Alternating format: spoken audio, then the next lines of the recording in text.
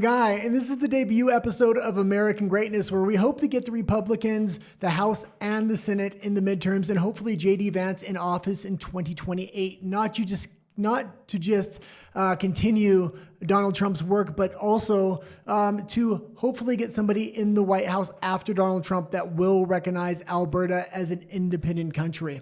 And maybe not even just Alberta, but a lot of different soon to be hopefully independent countries that are also looking for independence away from the insanity of the globalists. Yeah, if we have any new American viewers today, they might not know what Alberta is. Alberta is the most conservative place within Canada, really pushing back, I would say, against communist Canada here, trying to get its independence. Basically. But today's show is primarily about American news, the midterms, Donald Trump, and we got some new sections today.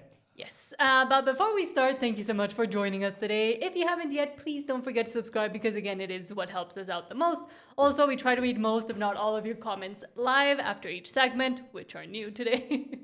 And we do pause the whole show for super chats. We do prioritize those, and those help us out a lot as well. And we have membership, so thank you to all our members. Absolutely. And I will say something else here. I decided, I think Trump and the Republicans need some help right now because a lot of the right, or the woke right, I think may be getting big payoffs. They all seem to be turning their back on him. Nobody's standing with Trump. He's done a great job pushing back against globalism on a global level, especially over in the EU, what Mark Carney's doing in Canada as well. So. But before we start, I'll say hello to Todd. Hello, Todd. Thank you for being here. It says Discotheque Doggy. Yes, that is in our intro. It's a double for our actual dog, which we've now brought on the stream so people know what she looks like, but she's a little French bulldog. Todd also says, going to Jason's event tomorrow with Max to pick up more 4x8s to build stands for and get up into Red Deer. Oh, absolutely fantastic. And that's Max from Freedom Calendar. If you're not subscribed to Freedom Calendar, it's a fantastic channel to follow. Yes. And Silverfeet also, hello, and thank you for being here. But without much further ado, let's get into the Trump effect. I'm Donald Trump, and I approve this message.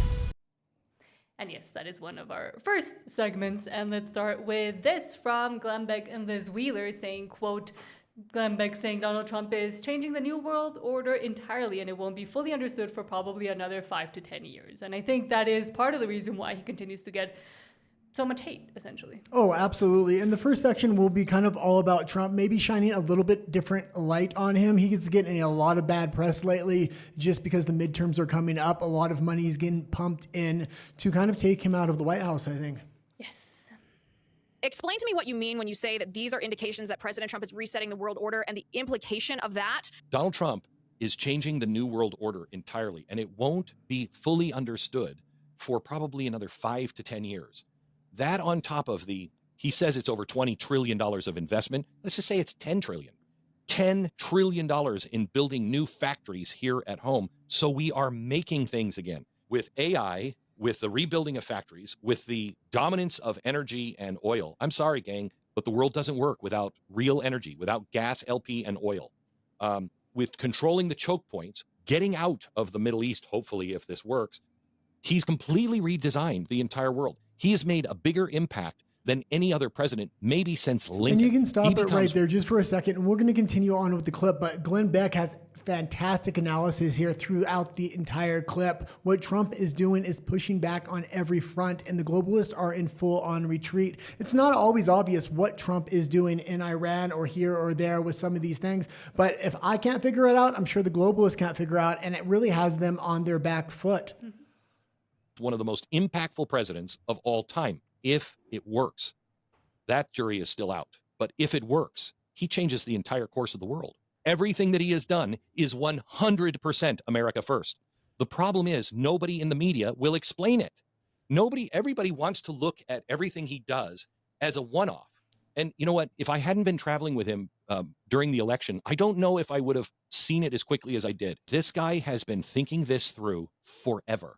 People try to make him look like a bumbling idiot, and they don't realize there is genius behind this. There is real strategy. He tried to fix America's economy. What happened? The next guy comes in, destroys it all. He's trying to fix it. So, And you can pause it just for a quick second. And he says, yeah, everything Trump does is America first. And he does want to put America first to make sure there's an add-on benefit for American citizens. But there's an add-on effect for the entire Western Hemisphere. They put out a strategic plan. Nat kind of went over it a couple episodes. And there is a big focus on Central and South America. And Canada is supposed to be involved in this as well. But it seems like Mark Carney is the one holdout that just doesn't want to get along with the program. And there would be a huge add-on effect to Canada if they would just get with the alliance of North America. Get with the program. Yeah.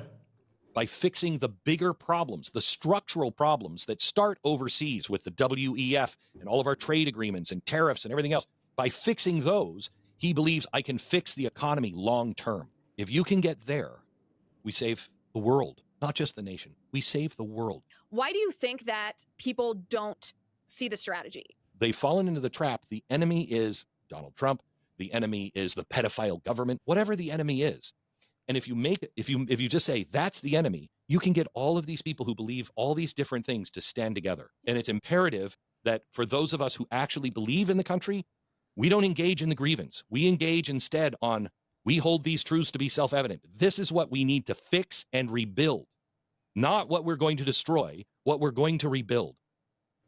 Yeah, and absolutely fantastic. I mean, I'm sure everybody already follows Glenn Beck, but if you don't, go follow his channel. We actually did a little bit in-depth analysis on one of our videos about Glenn. Yes, because he was one of the few people that was talking about Alberta independence that brought on Keith Wilson, for example, to explain what was going on, not just in Canada, but with Alberta and what those factors were that were making people want to now fully go get behind independence and actually get the wheels in motion. And Keith Wilson went on Glenn Beck a year ago almost now to talk about Alberta's independence. Well, it's not just about Alberta's independence here. Glenn Beck understands Canada is really a warning to the United States if you go down an extremely liberal and progressive path. Alberta is the one holdout within Canada that's trying to hold strong and fight for its independence so it doesn't go down the same road that it seems like Mark Carney is taking Canada right now. I also remember with what Glenn Beck was saying there when we were doing more shows about geopolitics and covering essentially the whole globe, there would be a lot of people in the comments or that we would also play and some other commentators saying the same things about Trump and that it's not 5D chess and that he's not that smart and that he's not putting America first. And I used to always try to remind people that what has happened in Latin America since the cutting off USAID, since we've seen a turn more towards common sense, but more right-wing, right-leaning candidates, and away from for example, Foro de Sao Paulo, and all of those leaders that were essentially communists that were also being backed by a lot of Democrats and others that wanted different plans for the US, but they needed to first take the continent, essentially. This has been a plan that has been in place since the 40s in Latin America and that has been enacted, and we've seen the consequences of it in Nicaragua, in Cuba, in a lot of different places. And if you don't think that that affects the US as well, and that it doesn't affect Canada as well, but the US in particular, and that you can just focus on the US itself, then you're not really going to get anywhere. America First also means being able to have allies that will continue to prop you up. Well, I'll say we already fled Canada because the Canadian government crossed every one of our red lines. We ended up moving to Mexico, but there's been a big transformation within Mexico, even with a far left president like Claudia Sheinbaum. The country just doesn't have the amount of mass immigration coming into the country because the final destination has been cut off by Donald Trump, which has been absolutely fantastic. Because rules have been imposed upon the insane leftist government that we have here in Mexico. If anybody here is new and you don't know, I am originally from Mexico, lived in Canada a bunch of years, lived in the US for a little bit, and now I'm back here. But next, let's go to Myla Joey that says, this is a Trump the media refuses to show you. He takes the time to do this. God bless President Trump. Yeah, and this is just a different side of Trump, which is kind of good to see leading up to the midterms because the mainstream media and a lot of the woke right that is now controlling the independent media aren't going to show these clips, aren't going to show the other side of them. This is to certify that the President of the United States of America has awarded the Purple Heart, established by General George Washington at Newburgh, New York, August 7, 1782, to Master Sergeant Clinton D. Trial, United States Marine Corps, for wounds received in action on January 12, 2019 in Afghanistan. I'm going to take this myself. I'm going to see, let me see it the best way. I think I have it here. I think I have got it mapped out. What the map thinks out here. That is a great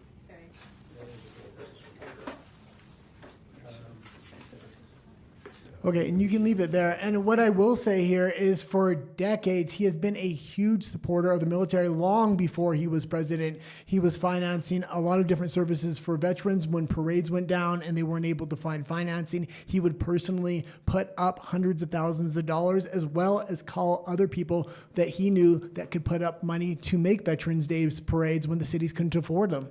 And I think a lot of people have forgotten by this point that he was, maybe yes, he was vying for power as well when he ran for president, but he was a fed-up citizen, and was a fed-up citizen that had the means, essentially, to start a campaign and have people get behind it, and also speak to those that were also fed up with the system itself after seeing what had been caused after Barack Obama and due to Barack Obama as well. Yeah. But next, also trolling. Jeff X Meme says, trolling passes through generations, Trump 2028 and beyond. Yeah, and this was a meme. This was an absolutely fantastic meme. I'm a huge fan of Barron Trump. When the 2040s come around, I'm sure he's going to step up, and I don't know anybody that's going to hold him back, but...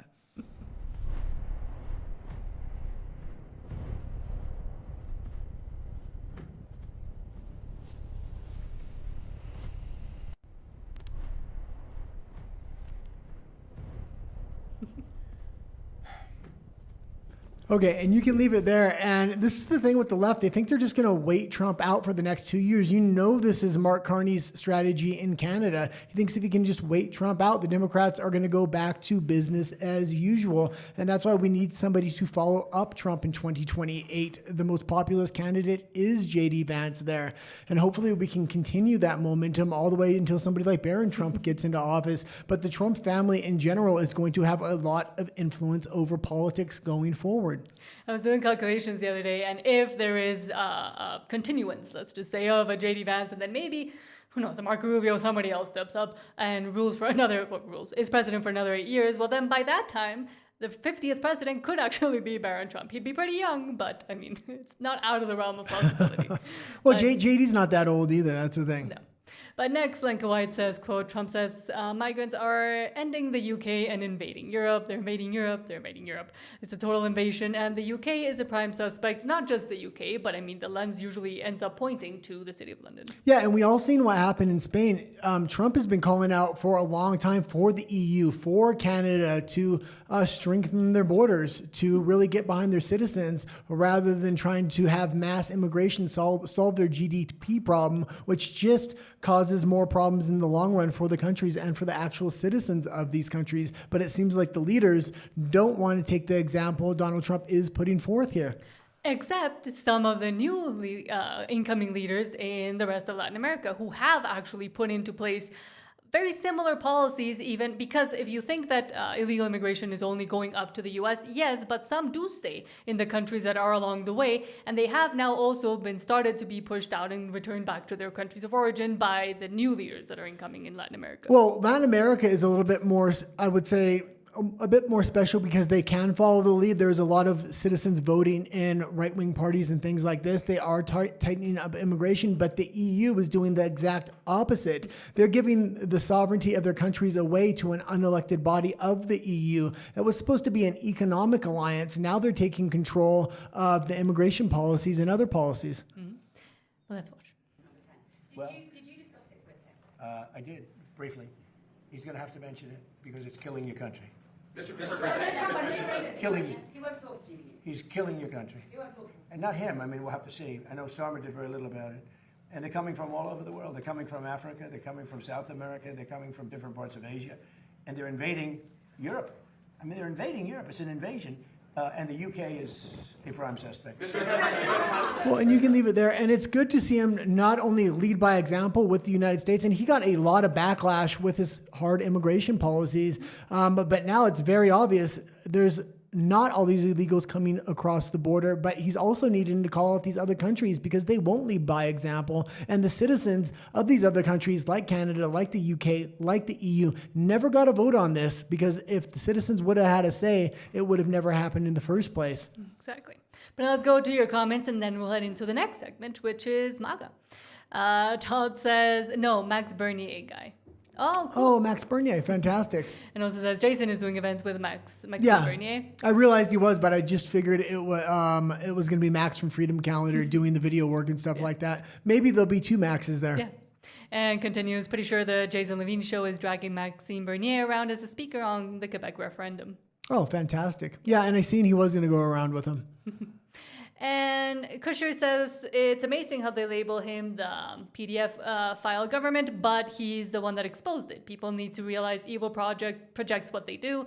People should look at the other side of the government and those that were backing those same peoples that they now complain about. They're trying to project a lot of things on him right now, and it's everybody projecting on him, whether it's the Democrats and the DSA or the moderate Democrats as well. But primarily, the biggest threat to Trump right now, coming in the midterms and 2028 by far, is the woke right. It's absolutely ridiculous what's happened. Alex Jones to Tucker Carlson, these are all people that were some of my favorite creators. I was actually getting sucked down, I think, the American First rabbit hole for a while before they went absolutely insane. And also before it pulled you, dragged you out essentially by the ears and say don't be retarded like the rest of them. Yeah. Again, it's the retarded right. I do continue to call it the retarded right. James B says, if the separation does happen, I believe that will be the catalyst that reshapes what is the remaining country of Canada. Yeah, absolutely.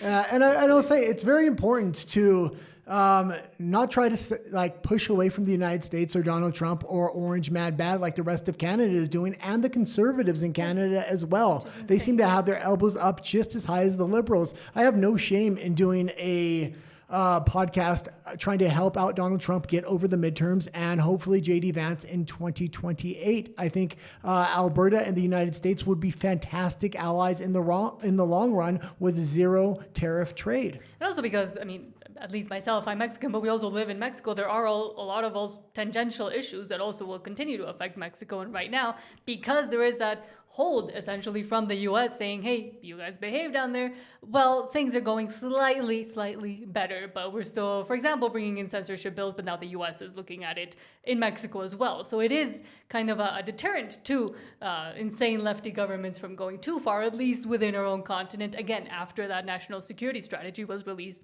this past November. If you have no idea what I'm talking about, and if you continue to not really figure out or understand what Trump is doing or what the Trump administration plans to do, or maybe even JD Vance, take a look at that national security strategy document that came out in November. It's literally outlined in there, every single thing that shocks people and where people are like, but what is he doing? Why is he in Iran? Why is he caring so much about Latin and South America? That's why, because it's part of the plan to revert the Western hegemony, as he calls it. Yeah, and he's really focusing in on the Western Hemisphere in that document, and it's very obvious. It's a damn shame Mark Carney and Canada are being that holdout and that big resistance. I would have figured Claudia Sheinbaum would have been more of a resistance than Canada. Mark Carney had a lot of leverage for a deal negotiation because of Western Canada and all the natural resources, yet I guess he is kind of the figurehead puppet for the globalists at this point, and he's the one trying to unite the middle powers against Donald Trump at this point. Well, Sheinbaum has enough tail to be stepped on, where she doesn't really want to get on anybody's bad side and have things exposed about both herself and her party. But speaking of party, let's go to the MAGA segment. Yeah, MAGA segment is basically American news and stuff like that. Yeah. We will make America great again.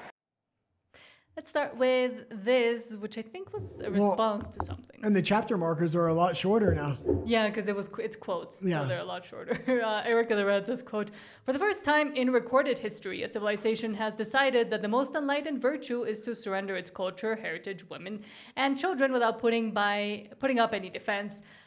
Ending life as empathy or suicidal empathy shall prove to be the demise of the West. Says Gadsad. Yeah, and this was a fantastic quote, and this is what's going on in the West right now, and people need to stand up. In the United States, you have a large faction of individuals attempting to stand up and push back against this globalist hegemon that is trying to take over not just the United States, but the entire West. And in Canada, you have one province standing up, and that is Alberta, and Alberta with its independence movement there. And look already at the resistance that has been put up by a federal agents, I would say, but the federal government and others against Alberta becoming independent. Well, you or see- even thinking about becoming independent. You see European countries attempting to try to stand up their citizens, especially in Eastern Europe, but they're not able to do it because there's multiple levels of bureaucracy over there, and these officials aren't even elected, whether it's the EU, NATO. I mean, you can go on and on with these agencies, the UN, you name it. They're all governing over the EU. They're destined for globalism, it looks like, at this point. The literal supranational agencies. Yeah. Where, funnily enough, a lot of the people that end up ruining their countries end up falling upwards into these supranational organizations and then having even further control, not just over the country they ruined, but every single other one, to continue to implement the insanity that they think is a good idea. But next, M.A. Rothman says, quote, Haitian temporary status expires in Springfield, Ohio, as ICE prepares a surge into the city. And yeah, we can go right into the clip here, but I just wanted to remind everybody about Trump's immigration policies, and he's doing a fantastic job. He's calling out these other countries.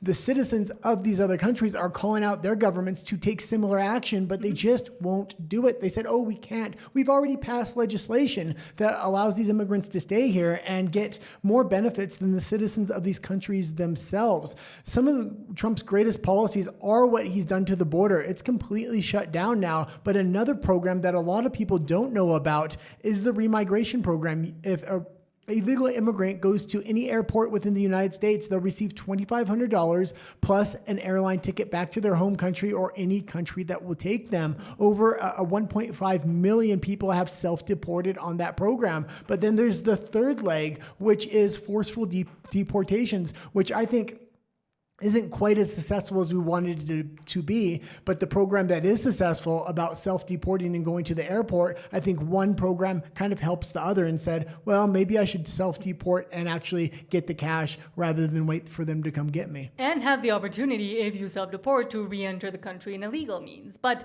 speaking of Canada, I mean, let's remember what are a lot of people talking about right now with the temporary students or the people that are on a student visa and now want to stay forever, and the temporary foreign workers that somehow end up staying for way more than the temporary time. Well, and I mean, the floodgates are going to open in 2027 and 2028. I mean, I really feel for Canadian citizens because it's going to hurt. It may have the nation's GDP go slightly up, but at the cost of individual citizens' GDP and quality of life going down. And that's the dirty little secret about immigration, and especially mass immigration.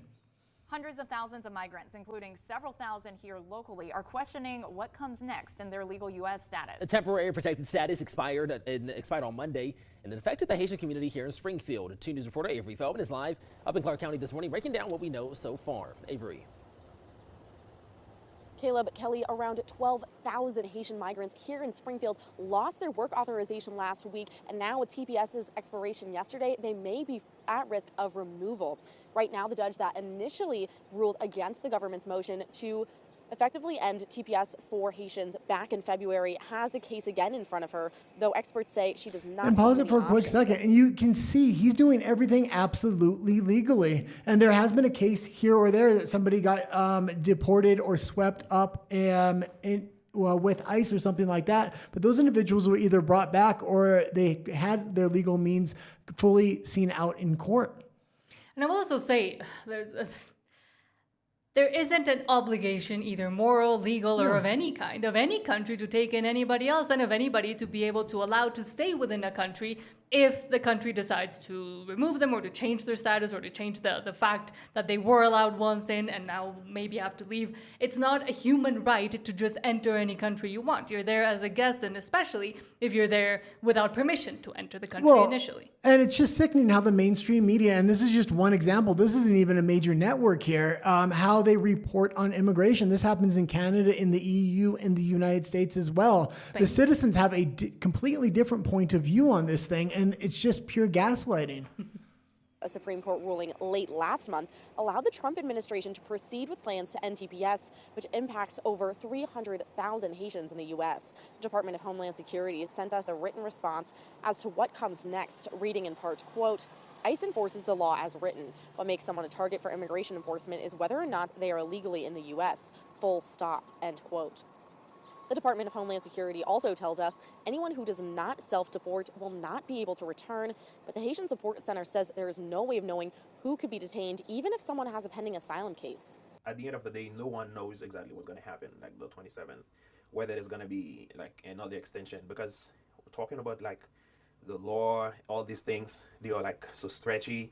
Like, you don't really know exactly. That's why you cannot speculate or you cannot predict. And you can pause it for a second here, or that's almost the end. And I will say a lot of these people are going to end up at the Canadian border. We were showing clips of this. Canada is welcoming these people in, even if they cross illegally, and they're giving them mass amounts of benefits. A lot of them coming in as refugees or asylum seekers. And if what just happened in Ceuta in Spain and what has been happening all over Europe and the US and Canada for the longest time now hasn't made you open your eyes to the fact that, yes, a lot of people will claim asylum or refugee status when they actually don't fully fit in the definition, even legal definition that the countries have, but the countries have been just using that as ways to continue to import and increase, for example, GDP or get cheap labor, sometimes even to the point of almost slave labor, than slave wages at least, and yet continue with the myth and the fantasy of, oh, they're all asylum seekers, they're all refugees.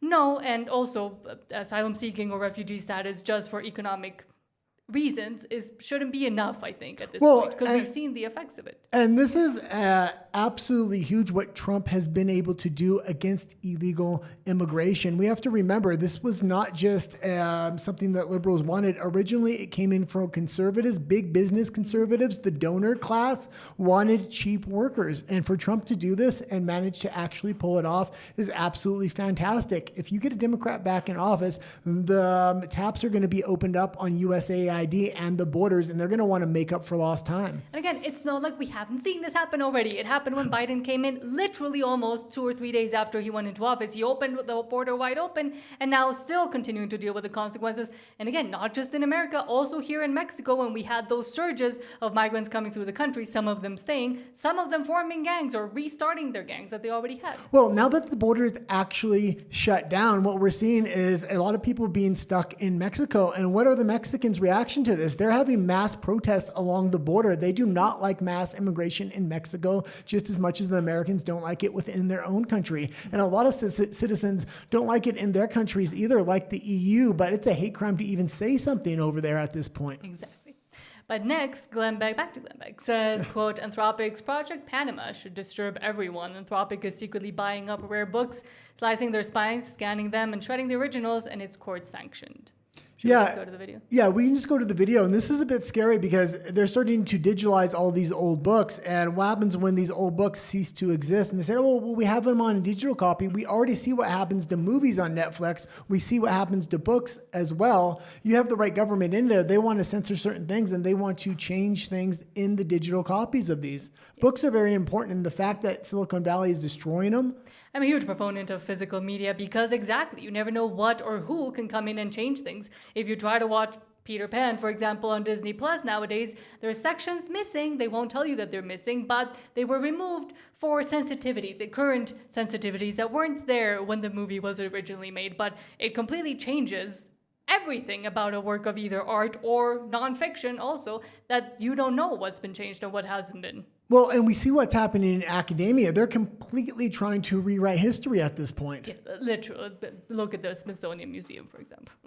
Right now, there is a machine sitting in a warehouse where a worker is placing a book into it, and the blade comes down, the spine is cut away, the pages race through a scanner, and then the book is not discarded, it's shredded. Not recycled, not damaged in a flood, not lost in a fire. It's destroyed on purpose because now the digital copy is now considered enough.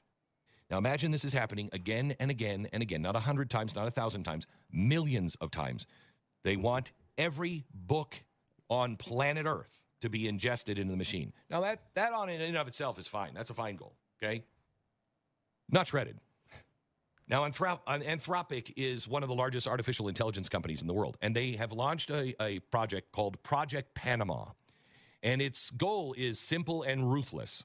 Acquire every book in the world that you can, scan it, and destroy the original. Why not give them to libraries? And pause it there, and that's the point. Like, the next part of the story is the real insidious part, and they wanted to keep this entire program secret. Why not rebind the books, give them to libraries, or do something? Anybody would have taken these things. Again, it's 1984, but yeah, closer than you think it is. This is not a warehouse mistake. That's the process. They had already been raked over the coals and fined for training on pirated books. So this time they say, we'll buy them legally, by the pallet from the wholesalers all over the world. Then the books went into industrial scanners and they were shredded.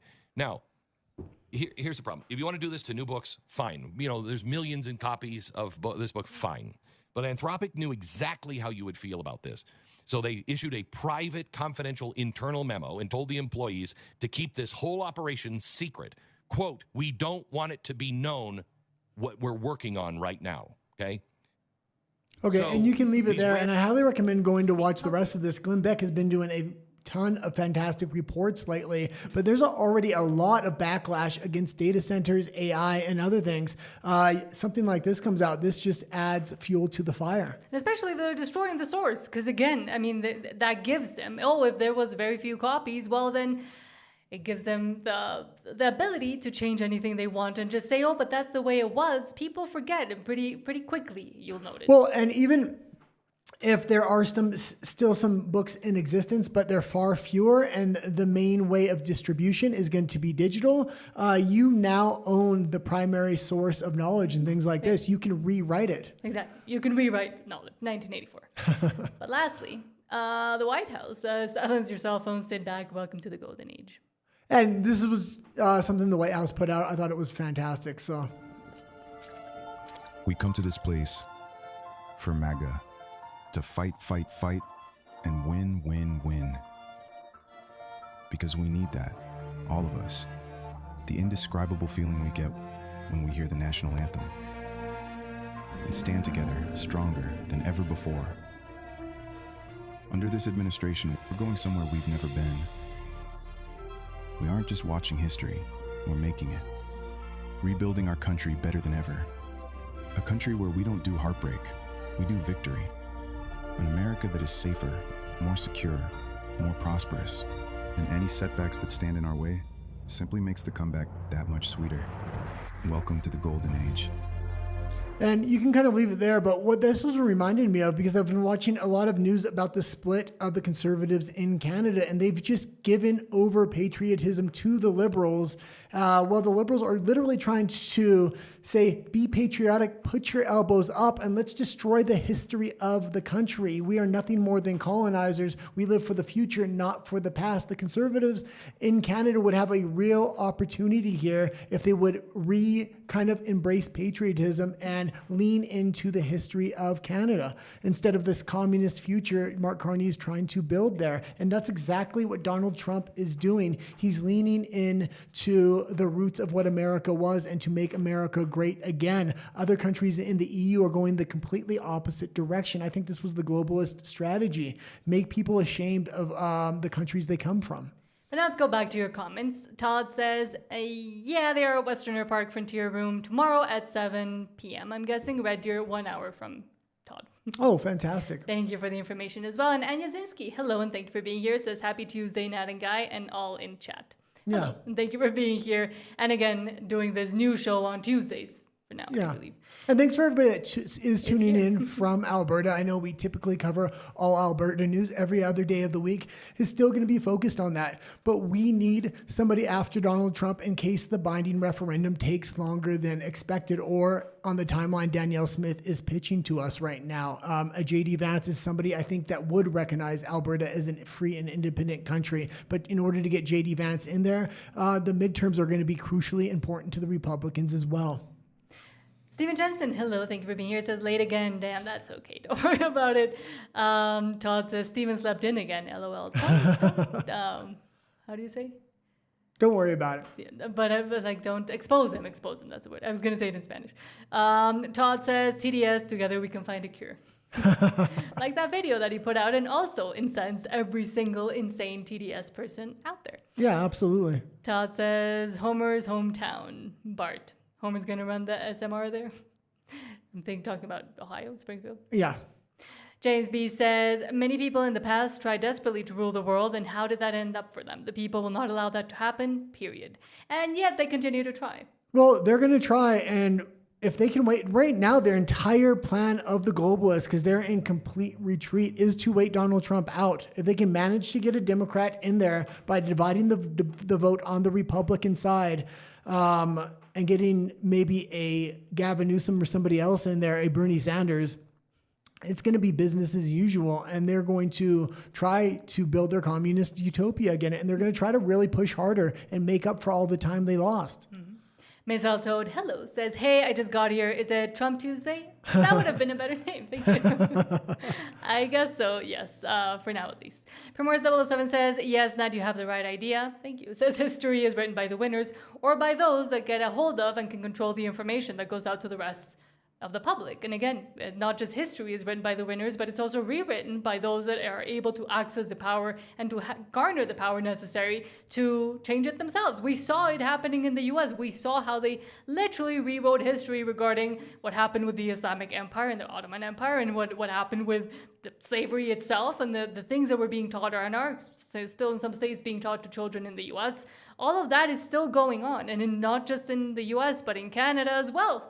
Let's remember the mass grave hoax. Well, the more people that can push back, the better it is for all countries, the better it's going to be for Alberta and Alberta independence, the United States, and the people that are trying to grasp onto what little control they have of their countries within the EU as well. Primary 007 also says, no books and no way to dispute. Exactly. No way to point out and say, no, that's actually not what it said, because they destroyed them all, or at least the ones that people could reach. Todd says, make Alberta great again. Yeah, absolutely. And it's just shameful the conservatives in Canada, it's orange man bad, elbows up. It seems like that's what they're resorting to right now. And Alberta wants a completely different vision. We don't want to be the 51st state. We want to be equal trading partners, and we want to support this vision of a great Western hemisphere. And we have the ability to do it with the amount of natural resources that we have. Ms. Altot says, sounds frighteningly close to Fahrenheit 451. That and, again, 1984. But yes, it's almost like they're following the guidelines that were written there by them as warnings from the past and warnings from these authors that were saying, don't do this. And they're saying, oh, this is a great idea. Let's do this. Well, the authors warned of it, but in their own documents, whether it was Davos or the World Economic Forum, they would talk about what they were going to do. And it was like all mapped out. That's how arrogant they are. And the people are pushing back right now. Luckily, we got somebody like Donald Trump into office in the most powerful country in the world that was able to throw a monkey wrench into their plans. It doesn't mean that we've won, but it's given the people of these countries a lot of breathing room. In Canada, it's given Alberta a lot of breathing room to actually have this independence movement. And you see similar movements starting to pop up in the EU. You see Eastern Europe wanting their countries back now. Yeah, away from the EU. There's another option other than globalism, but before Donald Trump got in there, everybody was just going along with the program like there was no other choice. Krisher says, New Age book burning in order to control information. And that's exactly what I said on X today. I said, this is a Silicon Valley book burning. James B says, that's the main reason why the so-called hate has not been given any definition so as to literally apply to everything in a broad, vague way to target people speaking up against them. Exactly, and that's what a lot of people don't understand. And also, a lot of people that are for hate speech laws, for example, within Canada, don't ever think or realize that those same laws could be applied against them at some point. Because they always think they're going to be on top and they're always going to be the ones that are in power and that control the information. Not always. You can't have hate. You can't have free speech if you have any hate speech laws. As soon as you implement one law, it's just going to expand out from there. There's only one real country that has free speech at this point, and it is the United States. And most of the social media companies exist within the United States. And we're lucky they exist there because Trump, with the Granite Act, is really trying to push back against the EU, against Canada, against these other Western governments, trying to compel free speech out of existence in the United States through international regulations, which is absolutely ridiculous at this point. Yes, Todd says, hang on to your books tightly, folks. Not just that, your VHS tapes, your DVDs. I still have a huge DVD collection and still have quite a few of VHSs from when I was young and cassette tapes. Yeah. Yes, I'm not that young. I did grow up with those. Well, and maybe I'll talk about the other sections we have today because it is new sections. We got, we're going to focus on the Republicans, what's going on there leading up to the midterms, then the communists, the socialists, and the America First. These are the three other factions kind of going against the Republicans. Republicans and Donald Trump. And then I think the last section is Globalist Games. Oh, and then what's actually going on the ground for the midterms. So those are the ones that we're still gotta go. And Lori P says, I'm not a fan of Max B or Maxime Bernier.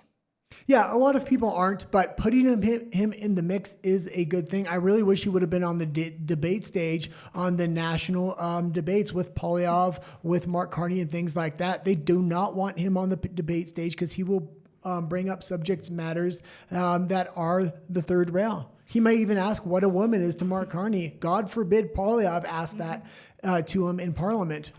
Exactly. And he can hold the Conservatives' feet to the fire and actually give a gauge as to where they are at. Because right now, again, they're putting their elbows way too high for at least my taste. Well, and he has another option he's giving people. He said, like, I don't see Donald Trump as the villain, as the liberals are trying to portray him, or as the conservatives are trying to portray him. At least there is a politician saying, well, no, we need to cooperate here. There's a vision for the Western Hemisphere going forward. Let's not end ourselves via MAID, for example. But now let's go to the Republicans, or the future of what's going to happen with MAGA, JD. Yeah, JD Vance, Marco Rubio, and the Republicans.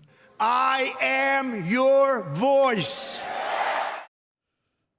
I made them and I don't remember what each quote says before we go to the segment. But let's start with this from Fox News and Rubio saying prices were cheaper, but it ended up deindustrializing our country and costing us millions of jobs. Yeah, and a lot of this could be words of advice to other globalist countries, such as the EU, such as Canada. And America is realizing it. They're waking up and they're trying to get not only manufacturing back, but rebuild a golden age here.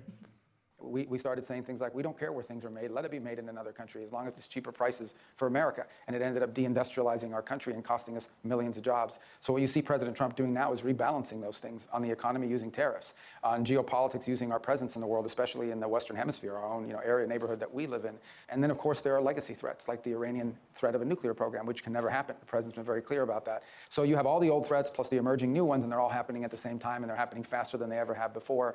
And it'll be the work of this administration, but it'll be the work of future administrations. Some of these things are going to take decades to work themselves out. We started saying. And America has the option to bring manufacturing back, and Trump is doing a fantastic job. A lot of people estimate it's about $10 billion worth of manufacturing is being built. Trump touts it as $20 billion. That being said, they're able to bring manufacturing back. Canada is not. They're being hollowed out right now. They want to play hardball with the United States. But what Canada does have is natural resources, but they're not even willing to lean into that at this point. Canada's amount of natural resources and the fact that they have the United States to their south ready to buy those natural resources would be a huge advantage to them if they weren't absolutely insane with green policies there. There's $250 billion put aside by the Americans right now to invest in mining projects around the world. The primary mining projects they want to invest in is in British Columbia. I would say that entire $250 billion could be Canada's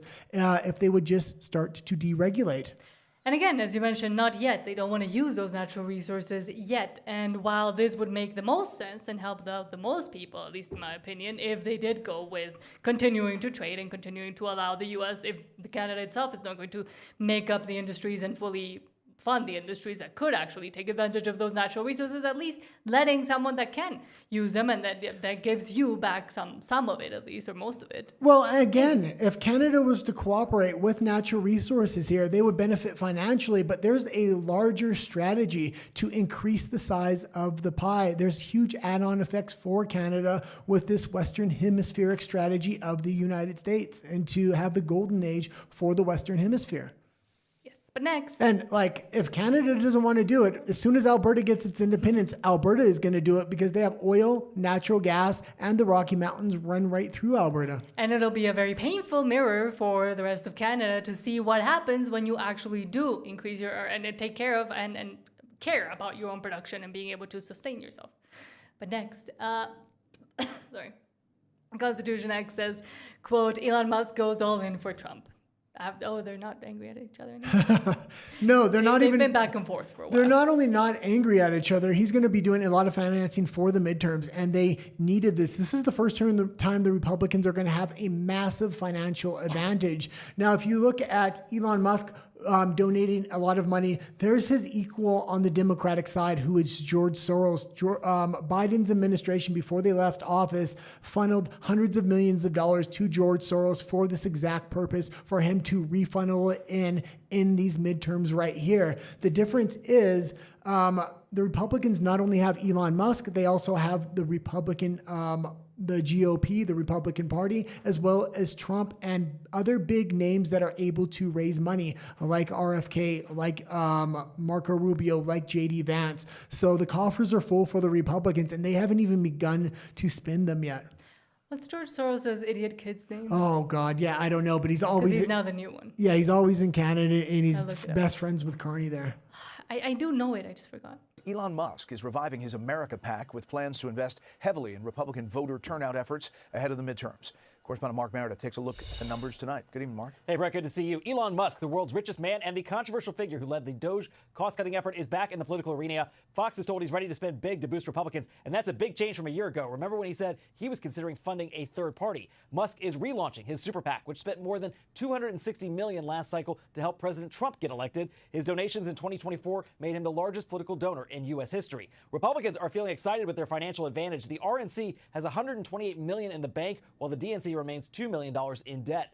Today, a super PAC backed by the League of Conservation Voters announced it'll spend $50 million to boost Democratic candidates. The group wants to elect people who will hold power companies, data center developers, and polluters accountable, and the group is ready to spend in 2 key Senate contests, Ohio and North Carolina. Speaking of North Carolina, a Republican super PAC says it'll spend $17 million to boost Michael Whatley. He's the former RNC and you chairman. can leave it there. And what I'm going to say is, just because you think financial advantage doesn't mean we back down. We need to go harder right now, because I think a lot of money is going to be funneled through Canada, through the EU, and through these globalist organizations into Ukraine and back into the Democratic Party in the States, specifically for these midterms. Because if they do win these midterms and they can somehow win the House or the Senate on the Democratic side, they're going to want to impeach Trump, not because they'll be successful, but because they'll be able to raise a shit ton of money off of that going into the 2028 elections. That's why these midterms are so bloody important right now.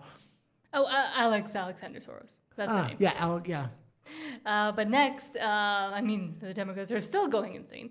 Orhan says, quote, "I kid you not, liberals are complaining about JD Vance making biscuits with his daughter." This is what you were talking about the other day. Yeah, this is a fantastic video, and this is going to be hard for the Democrats to demonize him as the new orange man, even worse, or even more evil than Donald Trump. They failed to do it to Donald Trump. They had to steal the 2028 election. I don't know how they're going to do it to him and Marco Rubio. That is a powerhouse of a ticket. Rarely do you have two people on a ticket that could both potentially run for president. The Democrats are low on candidates. As a matter of fact, a lot of their candidates are being split between the DSA and your regular Democratic Party, and there's a war going on over there.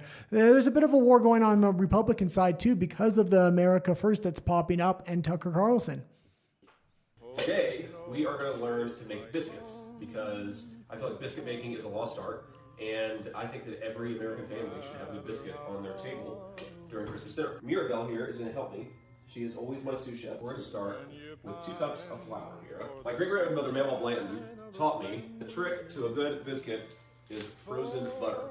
So we have a frozen stick of butter here that I'm actually going to grate with a cheese grater. 2 scoops of sugar. And pause it for a second. And they didn't try to make it high budget. They didn't do all these cuts like Kamala Harris. He's just in a t-shirt, bad audio. It looks like your average American guy with his daughter making biscuits. Trump doesn't do things like this. Trump doesn't need to do things like this. But with JD Vance, I don't know how they're going to try to attack this guy. I mean, we know Democrats are insane, and they're also against family and family values, and even valuing the family itself, or children even. But I will say I'm not a fan of putting children on the internet. Yeah, but they're already kind of there because but I don't love it. Oh wow, we got a super chat You there. want to keep watching it? Oh, no, wait, pause. Stephen Jensen, thank you so much for the $20 super chat, saying, saw a YouTube clip last night about RFK on CNN interview. Health Canada had a special note under the video saying that the jibby jabs are safe and helps prevent COVID. Wow, the crazies are still out there. I disputed the claim. Thank you for disputing the claim, number 1. But number 2, this is what happens when you allow government to fully control your media and your media environment and ecosphere. Because again, a lot of those things that pop up either under YouTube or now even X in Canada or Instagram are there because the government is basically telling the social media companies, if you don't do this, then we won't allow you to operate properly in the country. Well, and we have that clip later. There's actually a series of clips that from RFK with that Dana Bash interview. These have to be the best clips of the year of RFK just absolutely putting the mainstream media in their place. He was looking Trump-esque there. Yes. Do you want to go back to cookies? You can leave it there, but I will say J.D. Vance, just even when he goes on Bill Maher or he went on The View and he was able to not only dodge bullets, but fire back in a very eloquent way without getting overly brash and things like this. And then you have Marco Rubio there as well. And next on J.D. Vance, Luis Montoya says, Vice President J.D. Vance just called it what it is. The images out of Spain, Ceuta, Spain, and Melilla are not an accident. They are the direct result of radical left-wing globalist policies that are treated open borders as a virtue and enforcement as a moral failure. Yes, because again, thousands of military-aged men entered Ceuta, which they weren't supposed to do.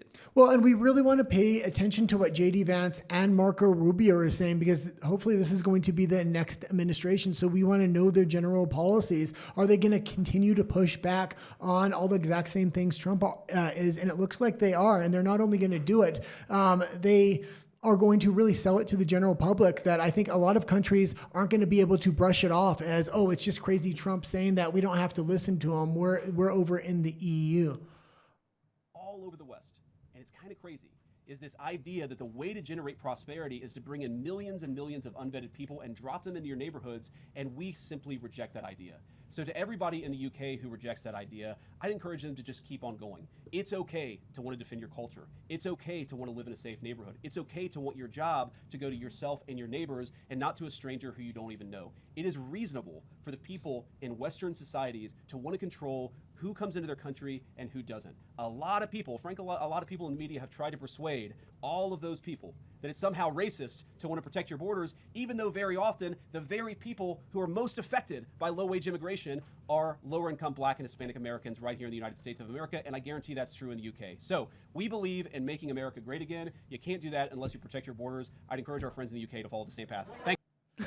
Absolutely fantastic statement. And this is what I want. I want an administration that's going to follow up and really not only have the globalist in full-on retreat. I think with one more administration, it completely stomps globalism out as a whole. And hopefully these other countries will start to get the hint. Right now, they can afford to wait Trump out, even if it's going to hurt them economically. They won't be able to wait the next administration out, especially with the citizens now vocalizing they want what the United States has, meaning we want no more mass immigration. Mm-hmm.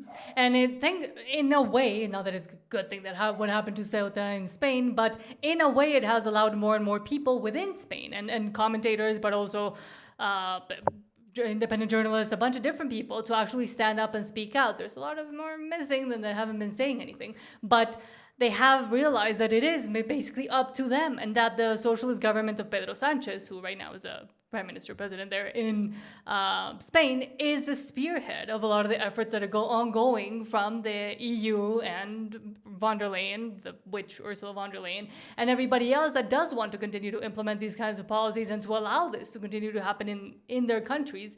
And now people are saying, okay, well, if the government isn't going to do anything, clearly, and if it is they are the cause of this that is happening to our countries, cities, etc., well, then we have to do something and stand up as citizens against it. So it's a good thing that at least more people woke up. Yeah, this is absolutely fantastic. This is basically a free advertising campaign leading up to the midterms, whether it's what's happening with Fauci and all the documents finally coming out, or what's happening in Spain, or with mass immigrations in general in all of these other countries. Trump is able to use the mainstream media against them and for the benefit of free advertisement, basically. And I hope Alberta Independence takes a note of this, because if Danielle Smith does end up stepping down, if we can get somebody in there that will fight for sovereignty in Alberta and force the federal government to take the opposite stance, we won't have to pay for that kind of advertisement. It will expose the federal government for what they are, somebody that's not going to give provinces their sovereignty. And Rafa, Oh, wow. nice to see you here. Thank you so much for Thank the you. 50 peso super chat. Say hello, Rafa. I miss you. Saying, hello, guys. No Alberta today. Is Baron Trump a time traveler?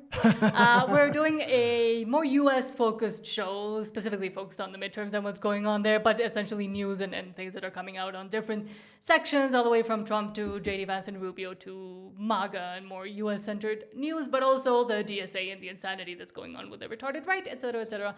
I know Rafa understands. What she's trying to say is But- every Tuesday we have a U.S. focus show leading up to the midterms because we need the Republicans to win as well as J.D. Vance in 2028. So we have the United States that will recognize Alberta as an independent country. See, you do that where you try to interrupt me and explain better what I've been trying to say. But Baron Trump being a time traveler, I mean, there's books about it even all the way back when, from way back when. Where were they published? Like 1910s, I think, or 19... sometime, but early, a long time ago. But thank you so much, Rafa. And no, maybe you can now join us on Tuesdays. And eventually the Spanish channel that I have, in case some of you don't know, I do have a whole channel in Spanish that has been on pause because of the efforts we've been doing to help out with Alberta independence and do our part for Alberta independence. But they will restart eventually. But thank you for being here, Rafa. Philip Vespa says, I think hate speech laws were normalized around the world after the bad things that happened in the 90s. I'm going to have to say it that way. YouTube doesn't like that word. Yes, and the whole political correctness and the new wave of all the way back in the 90s, but I would even say in the 70s, 80s, 60s, and before, the start of the capturing of the educational institutions of the universities, that is kind of when it did start. And when people saw that they could hold power in that way as well, and they could fractionalize themselves and what do they call it when you're intersectionalize themselves into a victimhood status that would eventually give them power, which is what ended up happening. Well, and continues, Maxime Bernier is awesome. I challenge anyone in the comments to explain their opposition to him. Yeah, and we did interview Maxime Bernier, and I will say his platform hasn't changed over time. He hasn't liberalized his platform, which is something that I can very much respect, and he brings something else to the mix, which I really do like. And he's always willing to do interviews with independent media, which it was fantastic. We're still an extremely small channel, but we were really small when we got that Maxime Bernier interview, and we just reached out to the PPC and asked, and they said, yeah. But chat, as Philip Vespa said there, explain to him your opposition to Maxime Bernier. And I will read it. James B. says, climate change is nothing more than the new name given to global warming. It was a hoax then, as it is a hoax now. Perhaps people like Bill Gates should stop playing God and trying to block out the sun.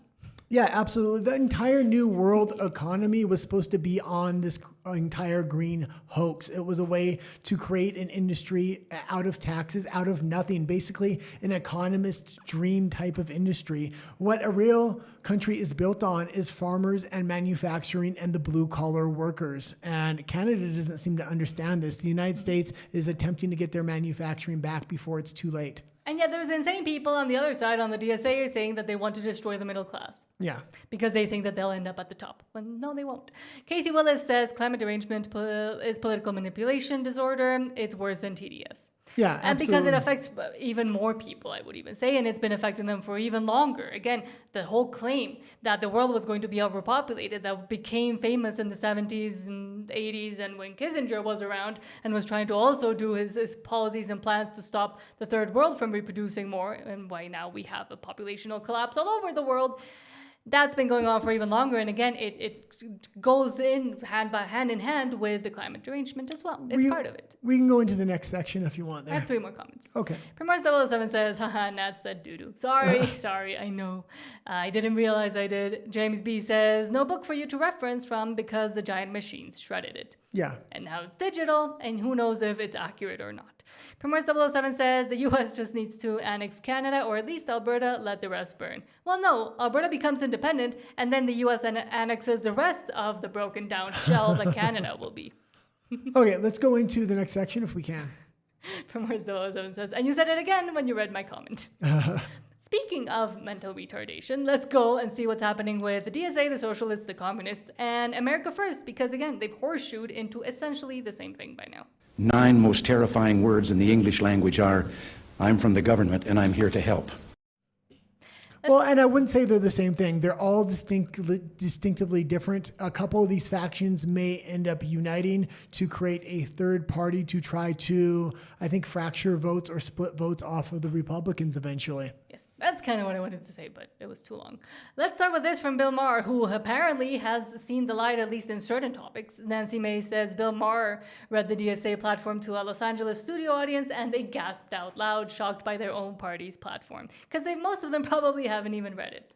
Yeah, and I just don't know if they're going to be able to get the DSA out of the Democratic Party. A lot of traditional Democrats are currently trying to do that. People like Bill Maher and other big commentators are kind of cheering this on because they do not want to see the DSA take over the Democratic Party. But if they do manage to push them out, I would not be surprised if the DSA puts somebody up like Bernie Sanders and links them up with an America First candidate like a Tucker Carlson, and they try to use the Barack Obama slogan of hope, change, and unity.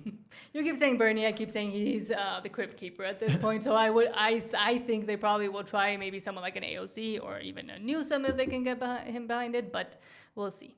And finally, new rule, Donald Trump has told 1 trillion lies, but when he says the Democratic Socialists of America are actually communist, that's not one of them. And it's not hard to prove it, just by quoting the DSA and their candidates. J.D. Vance was on the show, and I told him that if the Democratic Party keeps going in the direction of the DSA, my vote was in play. And all I heard all vacation was, oh my God, you're a Republican now. No, that's not what I said. I said in play. And here's why. Because not a week goes by where I don't read about some newly chosen, exciting new face in the Democratic Party. And then when that face opens its mouth, the Communist Manifesto or some other crazy shit comes out. Again, let's just read. And pause it for a quick second. I do want to play this whole clip because it's absolutely fantastic. And they need to be calling the DSA out at this point. Otherwise, the United States becomes Canada. And Canada is already off of the economic cliff. It's just a matter of time before everything falls apart. And this is why Alberta is trying to get its independence as well. Well, it's already falling apart. Yeah. Quotes, the DSA platform says you work as much as you are able and no more than needed.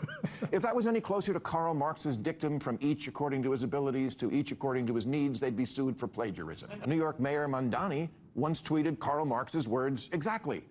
They're not trying to hide it. Their most popular influencer, Hassan Piker, thinks communism is so groovy. He laments the fall of the two of the most murderous regimes in history, the Soviet Union and Chairman Mao's China. Mamdani's aide, his top aide, Sia Weaver, said if you don't believe in the government's sacred right to seize property, it's over, and impoverish the white middle class. What? That's a goal? You know you're supposed to scare people into voting for you, right? And pause it for a second. And we seen Rubio earlier talking about we're trying to bring back manufacturing. They have goals that they are attempting to do and to make America great again. The DSA just wants to absolutely destroy the country. If you don't know who the DSA is, they're becoming a very powerful faction within the Democratic Party. They call themselves the Democratic Socialists of America, but socialism is just a nicer word for communism. And the step before you go into full-blown communism and breadlines and mass starvation and death.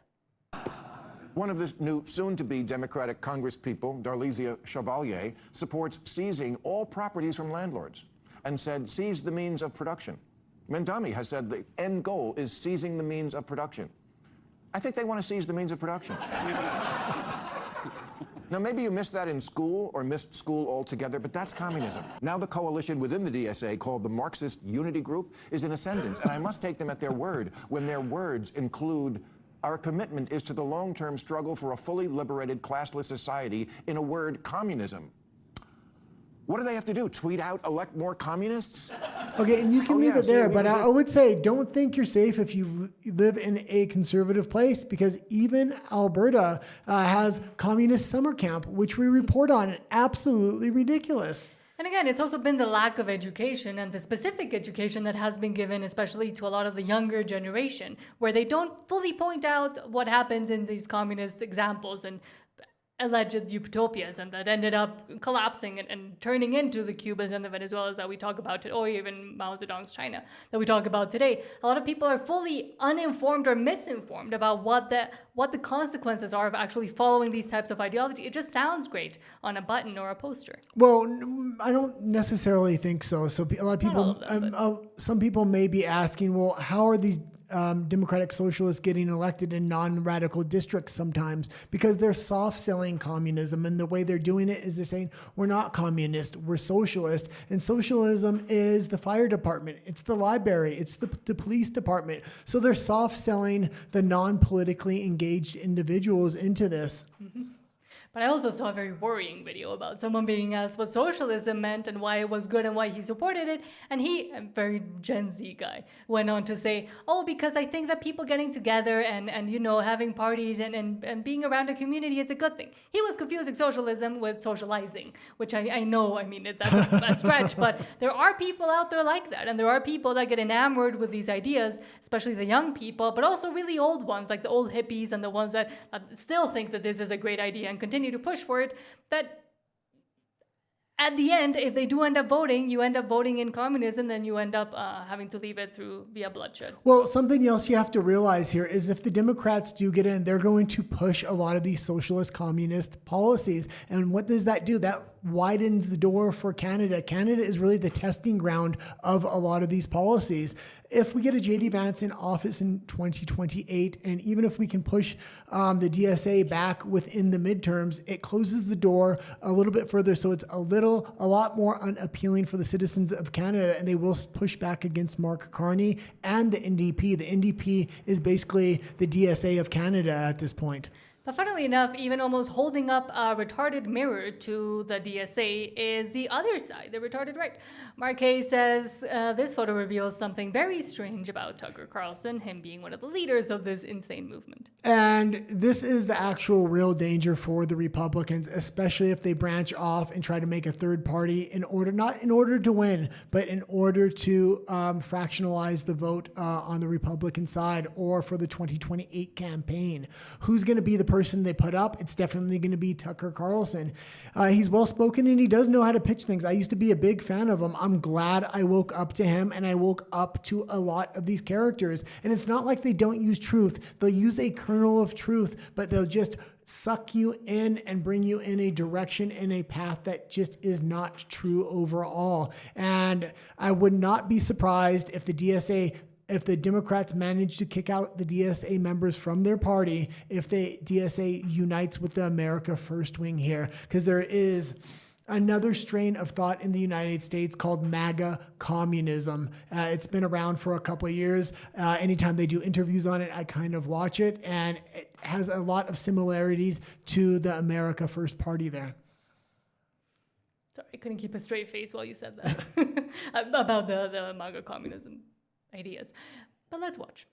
If this photo doesn't break the internet, then the internet is unbreakable. Look at this. Marjorie Taylor Greene posted this photo. She's with Tucker Carlson, and there's Marjorie Taylor Greene, and there's Brian Glenn, her fiance, and then over here is Joe Kent with Joe Kent's wife. I don't know her. That's all I know her as. And then over here you got, look, Thomas Massey with his brand new wife, who he married shortly after his first wife passed away, God rest her soul. Here's the caption she added just for context. We said no more foreign wars and we meant it, and supported Donald Trump because he made that promise. But he's betrayed us all. Our commitment is America first for all Americans, right, left, and center. The movement has begun. Now, I don't know what movement she's talking about because none of these people in this photo actually hold political office at all. I don't even know if any of them have real jobs. Brian Glenn did, but he quit his job to be with Marjorie Taylor Greene. A couple of other things I noticed. First of all, there's a lot of antlers in this photo, which leads me to believe they're at Tucker Carlson's house. Second of all, they're using the Tucker Carlson line of stoneware because each and every one of the mugs has his logo on it. And very importantly, look at that, the seats down in the toilet. So that means one of two things. Either the gentlemen are very, very polite and chivalrous when it comes to the needs of the ladies, or it just simply means that Tucker Carlson pees sitting down.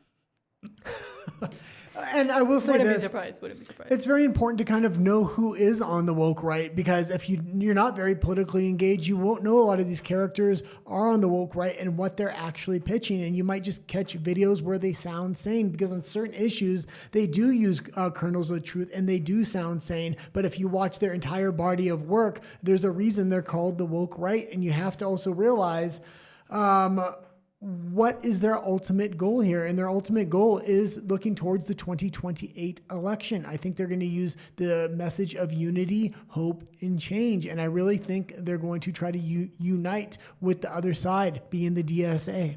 And they're individuals vying for power. I mean, essentially, it is what it is. But I remember way back when I used to use the term woke, right? And you would try to say, no, they're not woke, right? And then finally, I think more and more people are, thank God, realizing what's happening with these people, and that maybe it's not their full of, like, maybe it's not them fully just being full on retards, but there's some money moving in the background, and we know that there are other countries in the world towards the east and the middle and over there in the Middle East trying to also influence the US and influence politics. And there's been even evidence saying that they're not doing it all out of their goodness of their heart or their change of minds, but also serving other political interests. And there's something else I'll kind of say here. And the reason I say the DSA and the America First faction are kind of being pushed together, you're seeing a lot of interviews being done between both of them saying, oh, we have a lot of similarities here. Christianity and Islam have a lot of similarities. They're trying to put these factionalized voter blocks together in order to segment votes off of the Republican Party there.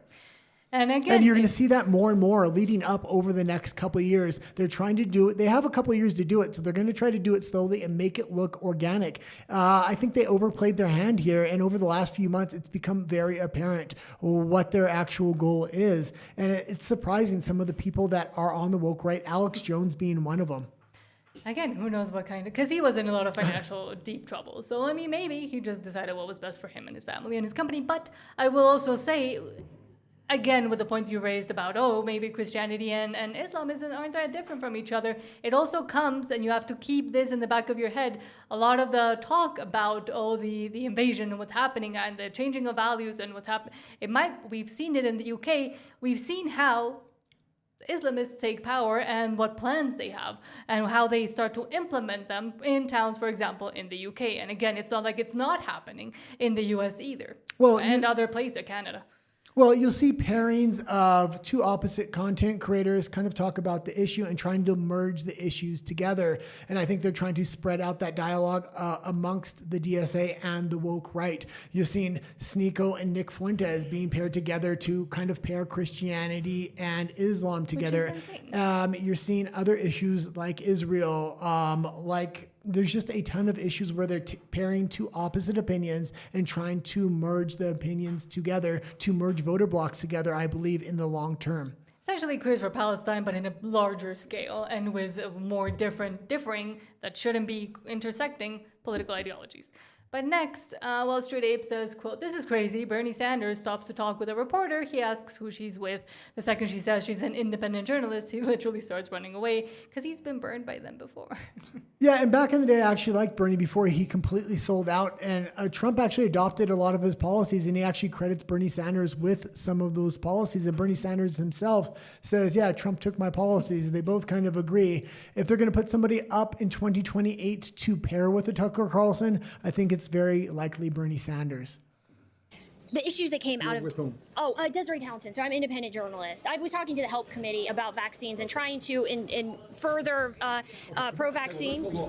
Yeah, sure. Go ahead. I never seen an old man run so fast. That being said, a lot of people may not know the inner workings of the DSA. Bernie Sanders is basically the leader of the DSA until he kicks the bucket or retires, I guess. I mean, he's spry for an 84. He's 84 again. I mean, it looks like. But he's still got his wits together, so he is able to pitch things. Did he ever, though? He's able to pitch things in long format interviews, which is going to be important for the 2028 election. Do you want me to keep playing him? Yeah, anyway? we can keep playing it here. I'm with Team Z. I just wanted to ask you one question. RFK said that if people can't afford steak, they should just eat liver, buy liver instead. What do you make of those statements? Not much. I think under the Trump administration, what we've seen is the very richest people in this country becoming much richer, and working families all over this country who get steak, are just unable to afford basic necessities of life. A couple things to note here. One is the minute that she says that she's an independent journalist, he starts physically running away. And then a TMZ reporter asks the question, and he has the time to actually respond to the TMZ reporter, and he takes the time to blast the Trump administration and say that he is making his rich friends even richer. But what about you, Bernie Sanders? Let's take a look at your net worth. It looks like you are worth about $3 million. And how many homes do you own? Well, you have a primary residence here in Vermont. You have a townhome on Capitol Hill. And then you have a lakefront vacation home in Vermont as well. It looks like maybe you're the rich one getting richer in politics. Yeah, and he took the payout when he stepped aside for Hillary Clinton, and he got completely in line with the deep state at that point. But maybe now in the DSA, he has found kindred spirits and souls and actually an opportunity because people apparently have become dumber and dumber. So well, he's taking that opportunity for himself. Well, and I also think Trump pushed back their plans. I think Hillary was supposed to take power with that first election that Trump beat her in, and was supposed to implement a lot of this stuff over a 8-year period. But when Trump got in there, he woke up a massive amount of people, and people aren't going to eat up this communist slop anymore. But again, some do. Mamdani got elected. Laura Ingraham says, quote, socialists run as moderates and rule as communists. Because again, it's the first step towards gaslighting you into falling full face into communism. But let's watch. This is something to see, is it not? The Democrats tried to walk a line here with the excitement of the socialists and ride the wave of the youthful exuberance. But now it's getting a little too close to the bone, is it not? Yeah, it's the proverbial Dr. Frankenstein thought it was kind of cute to make a monster, and then the monster devoured them. They were the ones that destroyed the border. They're the ones that talked about packing the court, getting rid of the Electoral College, defunding the police. And then these socialists came along and said, well, that's a good start, but you lost the Senate, you lost the House, you lost the presidency, you lost the Supreme Court. We're going to take over, and we're going to go to the next level. Thank you for the boost and the electrical shock to bring us to life, and now we don't need you anymore. That's their attitude. And it's a top-down phenomenon. It's not coming from the middle classes like the Tea Party on the way up. It's the downwardly mobile with degrees in urban areas. And first and second generation Americans, to be frank, Laura, are not fond of the United States that exists. And unlike the MAGA movement, they don't want to work within the system. They want, if they lose, they blame the system. So they want to get rid of this 9-justice Supreme Court. They want to bring in new states. Now they're talking, as you pointed out, about abolishing the Senate. If they can't win by the rules, they don't change. They try to destroy the rules because they're nihilists. It's the history of socialism. They always run as moderates, then they get in power and they rule as communists. That's the truth. And that's what Mamdani's, we've seen him in New York with his enemies list and et cetera, et cetera. Well, and Canada's already 10 steps ahead here. Communism is fully kind of enacted in a lot of different mechanisms. They're already on the stage of taking private property rights away, not just on a provincial level, which would be a state level equivalent, but on a federal level. They have multiple programs. They're trying to take away private property rights in Canada using international law like UNDRIP, also using this 30 by 30 program from the federal government. It's absolutely shocking when you look into Canadian politics how far along this garbage is. The United States has been able to push back enough. Now's the time that the real fight is going to happen. It's going to be in the midterms and the 2028 election. But with Canada also, of course, with their state-funded media propaganda enterprise and system that they have, but also how they've been able to keep it essentially very quiet from the rest of the public and not many being worried about it. And the ones that were worried already left. Well, and Americans should really pay attention to Canada because this is the testing ground for a lot of these policies. Some of the things they push fail, but the majority actually end up succeeding. But they get their dialogue together and they get their pitch to the general public together and they see what works, what doesn't work. Then it makes its way down to Washington and New York, then down to Oregon, then to California, and then across the country. And that's how this woke garbage goes. It has testing grounds, and that testing ground is Canada. And yet, some, at least, very few, I would say at this point, but some Democrats are actually worried about this rise in the DSA and seeing, well, what are we going to do about this? Because clearly we can't fully win with all these insane ideas. And some are saying, yeah, I'll just fully back it because I think that's the only way. But Eric Doherty says, wow. In a major moment, Democrat strategist James Carville says he'll leave the entire party if communists or socialists like Sam Piker become a force within the movement. You should have thought about that the past 20 years when you were actually letting all of this in and implementing the policies that a lot of the insane ones were suggesting, very similar to the alphabet community, who I always say you should have policed yourselves before it got to the point where now people are fully trying to go against what the insane part are suggesting. Well, and it's not so much just the politicians, because that's the last effect is when you see the politician running as a communist or a DSA member. It has rooted itself in academia and all kinds of other institutions. By the time you see a politician pop up and you're seeing this movement here, you're talking about millions of people that are actually supporting this ideology overall. The same thing happened in Canada. It was just much more widespread. Analyst there is, and I'm not sure what to understand what Madonna is doing, but to talk about the larger Democratic Party post the election in Michigan going forward. I am not going to be in the same party with Sam Piker. I can tell you that right now. If he becomes a force in the Democratic Party, I'm out of here. I have no intention of ever being in the same political party with that guy. Now, I think that overwhelming majority of Democrats agree with me.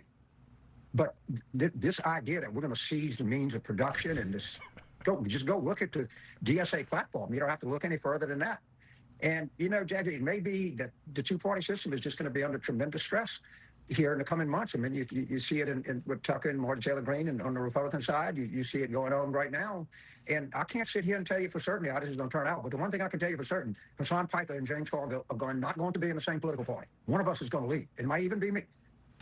We're going to have And you can leave it there. And something I'll say here, if you are interested in the DSA and a think tank, it's not the best edited content or looking content, but it gives you an inside look at young Democrats and young content creators attempting to push out the DSA members who are also probably the youngest part of the Democratic Party right now, and what the strategies are to kind of get them out, what they don't like about it. But they also talk about what liberalism is.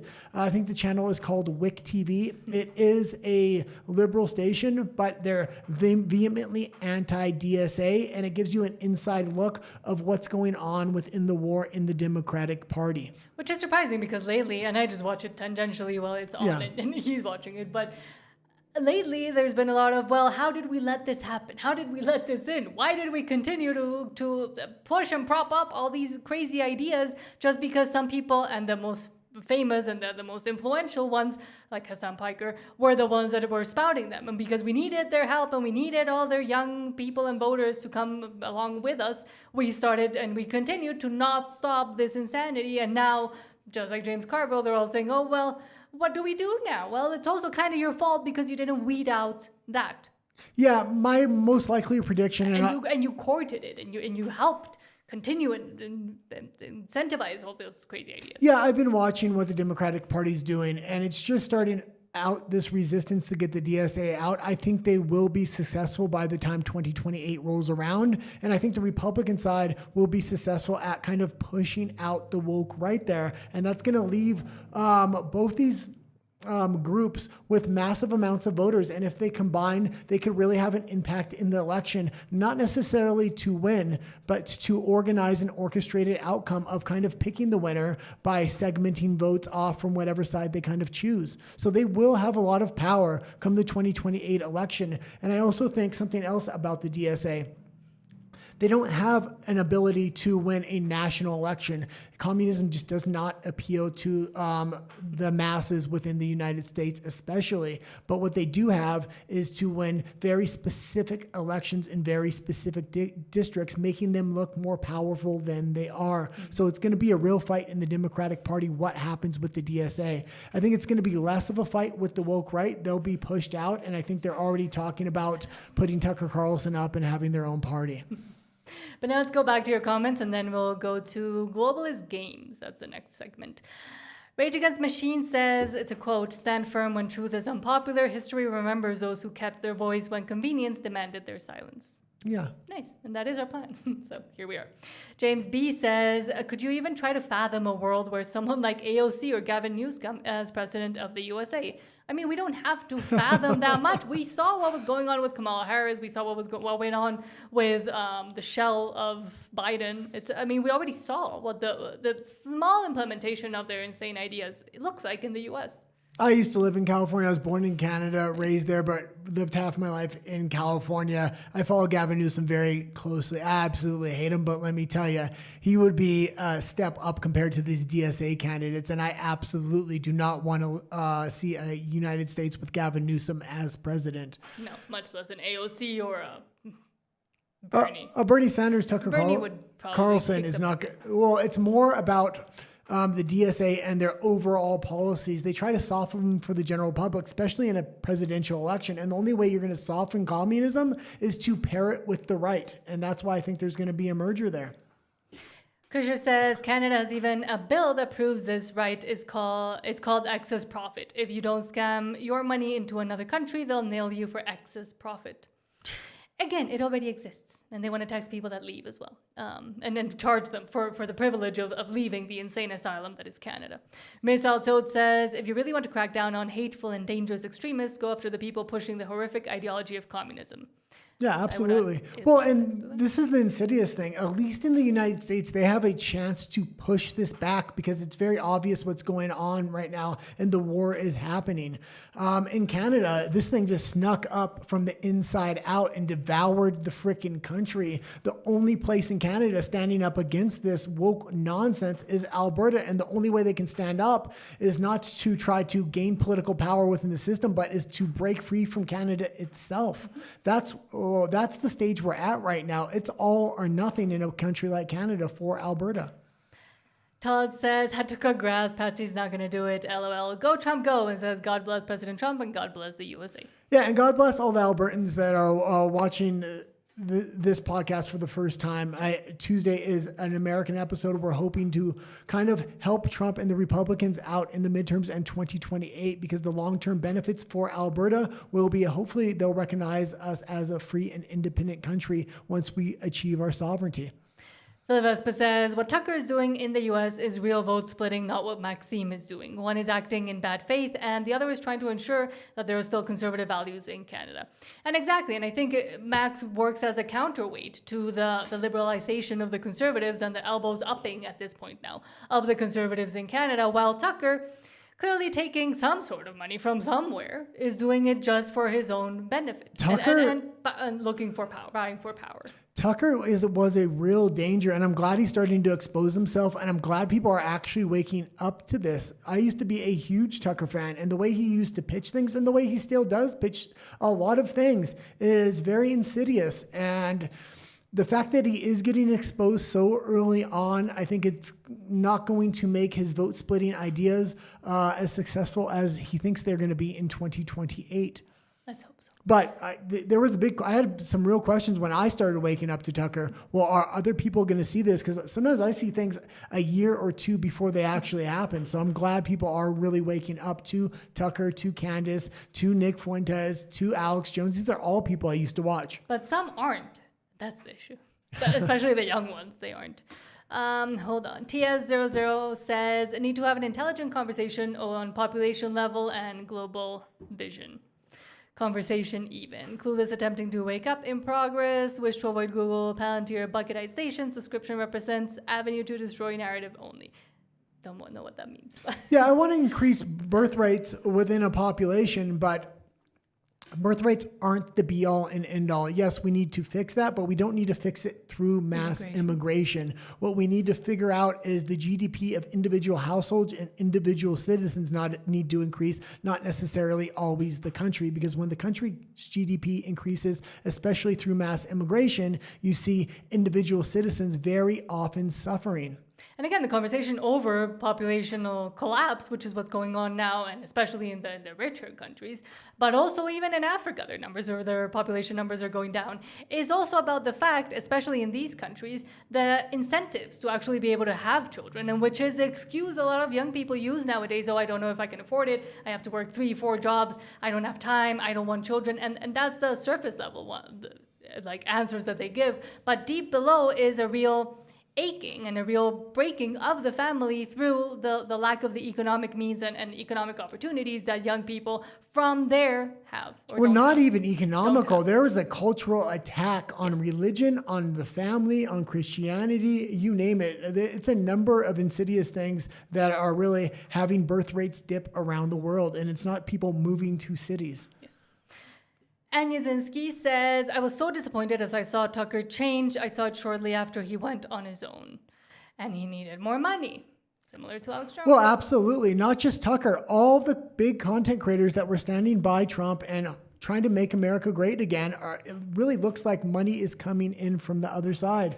And it is really insidious. There are only a few content creators sticking by Trump at this point. And that's why I said, even if we only do it once a week, we need to shine a light on what's going on with politics in the United States so a J.D. Vance can get elected in 2028 and we can continue this path that we're on. And sadly, even at that point when it happened, and we're almost at the year anniversary, it's a month away, Charlie Kirk was one of the few that was also still standing up and still helping Trump and wanting to even help out in the midterms. He was already talking about it before he got assassinated almost a year ago. And I think when that voice was lost and he was kind of the glue holding a lot of this insanity together, everybody kind of went, okay, now we can do basically whatever we want. Well, maybe I'll mention a few content creators that are sticking by Trump that I really do appreciate. And one is called Ace American Fire. Another one is the Promethean Action Group. We talked about them a lot. They are really involved in global politics and how Trump is pushing back against that. Tom Longo is another one. So there are a few, but it's shocking. The real big names that made their name off of Trump are turning their back on him, and it does not look organic whatsoever. And if you think it's just going on in the US, also in Canada with some conservative commentators and independent journalists and stuff that do go against Trump now because they listen to the insane voices of Tucker Carlson and Alex Jones and etc., Candace Owens. But also, funnily enough, a content creator came up for me here in Mexico, kind of chastising all the other conservative, quote unquote, right-leaning, or as they call us here, right-wing extremists here in Mexico for being against Trump just because they're essentially just parroting whatever Nick Fuentes and Alex Jones and Tucker Carlson say without fully understanding the impact that Trump, the administration, and the plan for the Western Hemisphere that he has and has been trying to implement and enact, how it actually has helped every single other nation down south of the border from the U.S. Well, and U.S. politics in general, but especially Donald Trump is having a huge impact on the world. He's probably one of the most effective presidents on a global level in my lifetime, for sure. Long before that as well. And TS00, and I do agree with you on this, says, and not to offend anybody, but says Alberta has 50 years of indoctrination to be reassessed. And that's unfortunate because every single province in Canada has about that long of a time to reassess how their values have been slightly changed and shifted and how they've been even themselves self-censoring now because of the policies implemented to do exactly that. Now's the time to break free. Either you're going to break free from communist Canada or you're not. But now's the time to stand up and push with everything we have for this non-binding referendum, for the binding referendum. America had to fight a war. We have to simply fight through the voting box. So we have it a lot easier than the United States did. But ultimately, we want the same outcome. We want to rule over ourselves. We don't want King Charles, the King of Canada, to rule over Albertans anymore. This is a modern day revolution. And to further clarify just why I agree with this, for example, on the topic of immigration, I know there's a lot of people that are still very scared to say anything. There are a lot more voices coming up and actually calling the things for what they are with the students, for example, that are now demanding to be able to stay in Canada. But it's taken too long of a time to actually name things for what they are because in Canada, people know what happens to them when they actually raise their voices. And now with the laws that have been implemented there and the censorship, the further censorship, and the ones that haven't even been put out there yet, even though they've been passed already, well, it's getting harder and harder to do. Well, the mechanisms and the laws are now in place. So now they're going to put the propaganda out there. And we have an article tomorrow about them absolutely plastering buses in these stickers saying, report your neighbor. And we reported on that story, but now they're putting it all around buses. They want you to report your neighbor for hate speech, specifically hate speech when it regards to immigration. And this is the same thing the EU is going after its own citizens for, and the UK. Hate speech as regards to immigration. That seems to be the line for the globalists, and it's not hard to see why. And this is why my hat is off to Donald Trump, because he normalized it for people to actually utilize their free speech, at least the ones that still have it, and saying no to immigration, mass immigration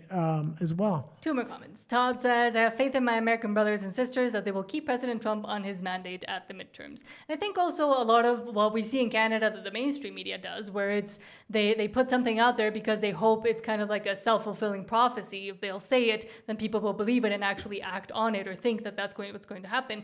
But in the States, we're seeing even a lot of the retarded right, but also the DSA and everybody else that is against Trump, putting this out there that he's very unpopular. Everybody hates what he's doing because they hate what he's doing, and it goes against their plans. But I think more and more people that are more quiet, that aren't these big influencers, are actually, there's more support for him and J.D. Vance and even Rubio than a lot of people want to actually believe. So they're trying to manifest this self-fulfilling prophecy just by saying Trump is so unpopular.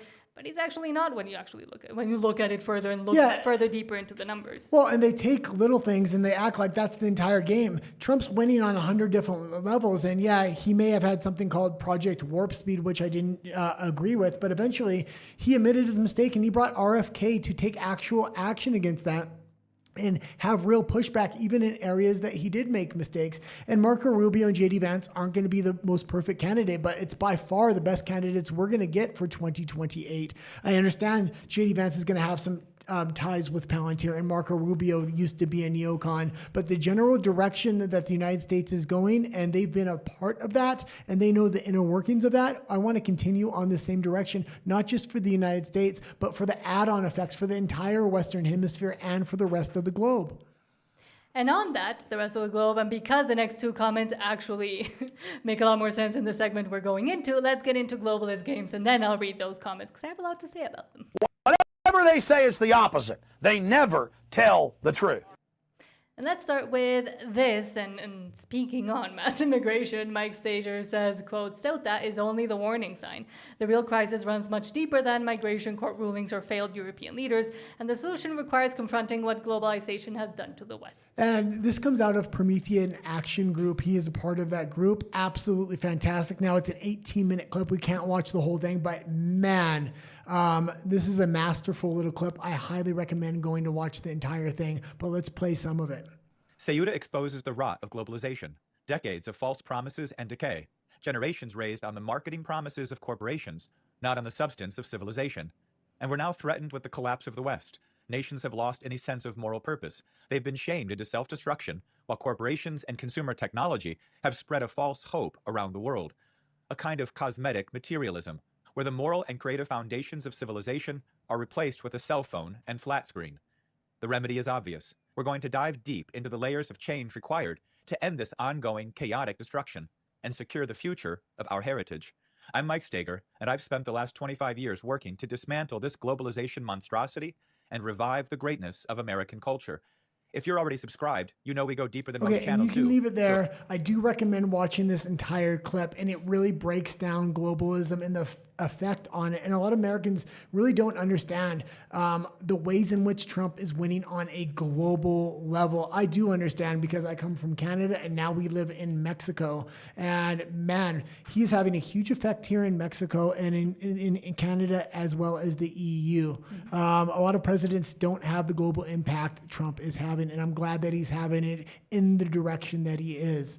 But concurrently, and I would even say pointing at specifically what happened in Ceuta, Spain, and with what's going on with Morocco, but also what happened centuries and centuries ago in the 700s to the 1400s, we are seeing a worrying trend of invasion, essentially. An invasion from a very specific sector that actually looks to do that even within their own religious texts. Brett, sure. You can hold it off for a minute. We need to get a super chat. Thank you. Thank you.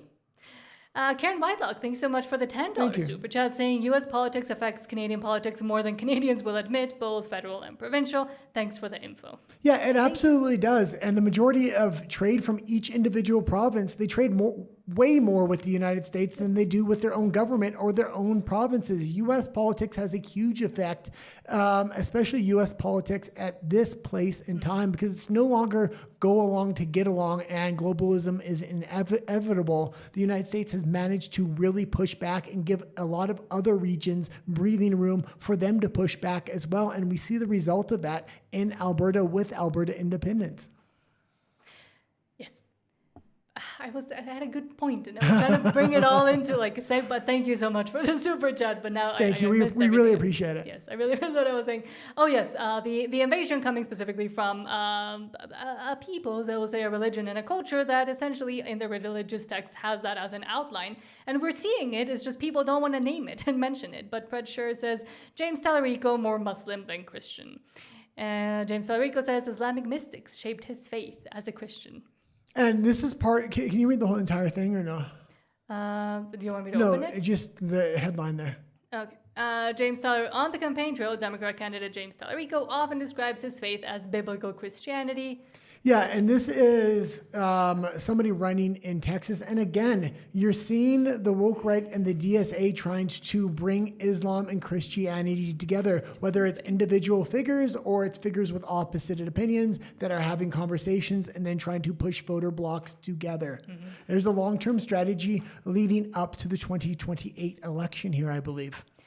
And even further, look at the UK, look at Europe, look at what just happened in Spain and what the goals of a lot of the people, those running in, the invaders, what they were shouting, what they were saying. They were literally doing the chant to their God. I'm not going to say it because YouTube doesn't like it, but... Well, look, you can just... it's obvious. Like, it can't be more crystal clear than what happened in Ceuta. You can just look to Canada and Alberta. Look at your own premier in Danielle Smith. She said she wanted to go to 5 million to 10 million. And then she tried to back off a little bit because the people were pushing back. But in her most recent interview, because she's a full-on federalist at this point, she's talking about more mass immigration. Mm-hmm.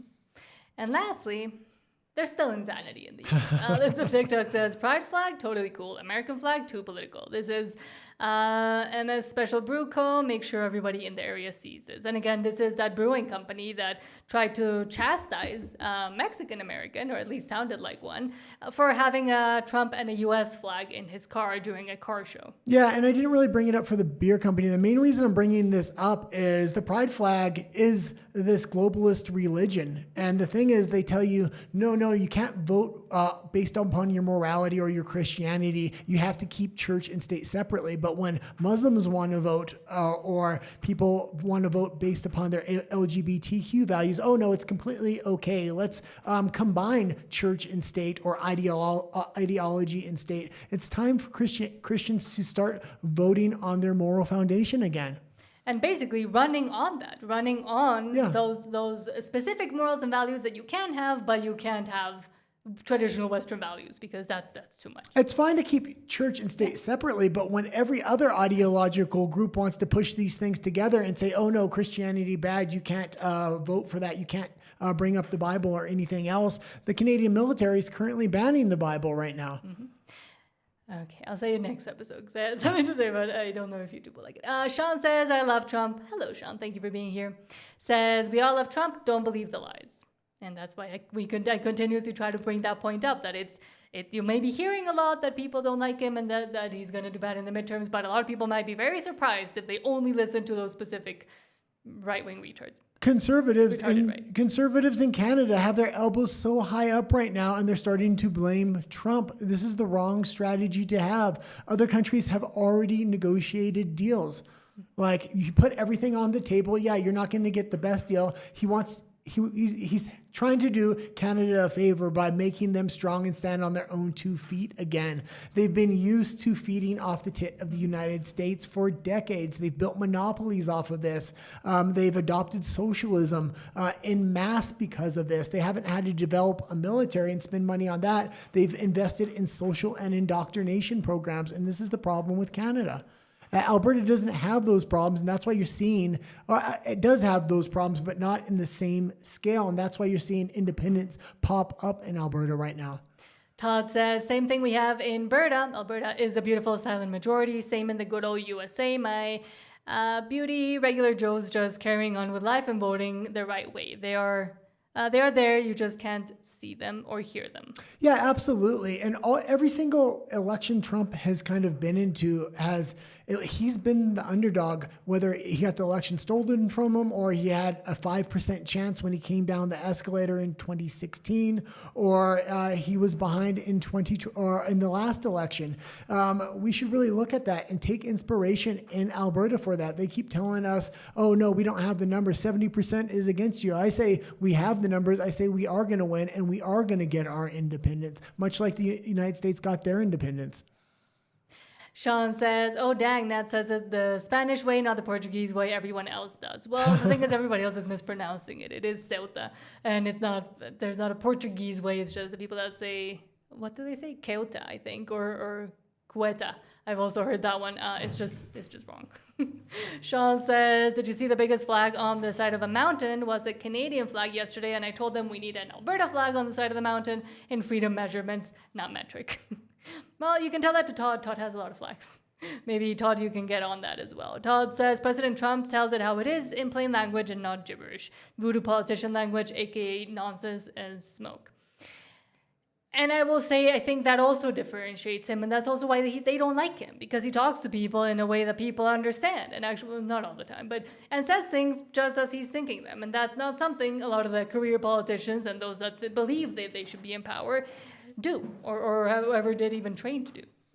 Sean says he is more Muslim, certainly more anti-Semitic at least. And that's the thing of the day. Yeah, and nobody's going to ever really be able to replace Trump in that manner. Oh, maybe Barron at one point, but going into this next administration in 2028, having a team like a Marco Rubio that does have those kind of brash one-liners a lot of the time when he's talking to the media, and then combining him with a JD Vance, who is just an absolute fantastic debater. And man, I think it not only is a real shot, I think you're not going to get a better pairing than those two. Sean says most anti-Christian people seem to know exactly what Jesus was all about, which seems odd. Or on purpose. Todd says resentment against him for some reason. Trump is the ultimate distraction, says Todd. Yes. Sean says that's the Portuguese way, Nat. Is it though? I haven't heard Portuguese people say it like that. I haven't heard Portuguese people talk about it at all. Philip Espa says it isn't just limited to America. They are starting to demonize Argentina for things other than the World Cup. The globalists want a communist NWO. And I could do a whole series of episodes about what happened with Argentina, the World Cup, Spain winning, and then what happened in Spain now, and all the parallels that are there, and how things have been manipulated, and how the hate against Argentina is actually because they were also bringing up ideals that weren't okay with the rest of the globalists. Not that I love what Milei has done, but still. It's not even the ideals in about the World Cup. There is a ton of investment coming in from the United States into Argentina to take back control of South America and instill these freedom values and push it back against the globalists. The big foothold for globalism and the global South as well is Brazil over there. And they absolutely thought they were going to take over South America, and there's a huge pushback, especially with Venezuela falling. A lot of big-name Americans are currently getting dual citizenship, being in Argentina, so they can make financial investments in the country. One of the big investors is Peter Thiel, and they're planning to make massive cities down in Argentina and revitalize that economy. Chris Calgary says Danielle is a two-faced hypocrite. She's going to be Kenny'd. Well, I think she'll probably read the tea leaves and step down before we have to force her out, but we need to keep up the pressure so she takes that option. Kusher says one of the biggest reasons why a lot of Christians don't vote is because they don't like to participate in a Pandora's box. They understand the definition of a Pandora's box. Yeah, and I think a lot of Christians, they shame them in order to say, oh, no, you can't bring your Christian values into the voting booth. And a lot of people that aren't very committed to their Christianity take that, and that shame kind of festers in there, I think. Chris Calgary says liberals are ridiculous. They focus on Trump nonstop and don't give a damn about scandal after scandal. Carney is a complete and utter failure. And they use the fact that they have Trump and that they can't complain about that and point the finger to that, as many others do with other topics, to just blame, and so to take the heat away from them. The only way out for Canada, and I hate to say it because I'm not a big Danielle Smith fan at this point with the way that she's betrayed Alberta independence, but if she does read the tea leaves and steps down and she becomes the compromise candidate because Jason Kenney and Doug Ford and the general old money of the Conservative Party in Canada wants to get rid of Pierre Poilievre, but they realize the voters just won't accept a Kenney or a Ford, Danielle will be that compromise candidate, and she has managed to negotiate with Donald Trump as well as other major businesses. Worked Mark Carney fairly well. She's a good negotiator for both sides and can put her differences aside. As far as Canada's going to get, if they want a better deal in a different direction, she may be it. Now, not for Alberta. Alberta needs its independence no matter what, but I don't know what else you're going to do in Canada. Basically, I think Danielle Smith is Pierre Poilievre in a dress. What happened? Something happened with the buns, and Europe started playing from our old show. Oh. We're kind of talking about Europe in a way, but no, we're not. That's not a segment. Apologies for that. I don't know what happened. Okay, let's go into the last segment here if we can. Okay, and then I'll continue reading the rest of your comments. Apologies for that. Let's actually go to the real next segment, which is TPUSA and the midterms. So seeing what's going on with the midterms. I'm done. I'm pissed, and I'm not putting up with it anymore. It was weird. That's the Europe thing just started playing all by You itself. might have pushed the button on your keyboard by accident. Maybe. Yeah. Well, let's start with this from Turning Point USA saying they have already committed a crime by coming here illegally. And that shouldn't be controversial to say. And a lot of people may not know, but TPUSA is the campaign arm for the Republican side, JD Vance, and there is a lot of money in TPUSA. So to keep an eye on what's going on the ground with TPUSA is going to be crucial for the midterms and the 2028 election. Immigrant were to come in here and commit a crime, should they then be deported? What crimes are we talking about? Let's say they commit. That would be I would say when somebody commits, it's not just necessarily tied to their immigration status, because crimes is a symptom of many deep problems that's wrong with society. Let's say an illegal immigrant were to come in here and commit a crime. And that sounds like, oh God, that is a DSA member right there if you've ever seen one. That's what they're like.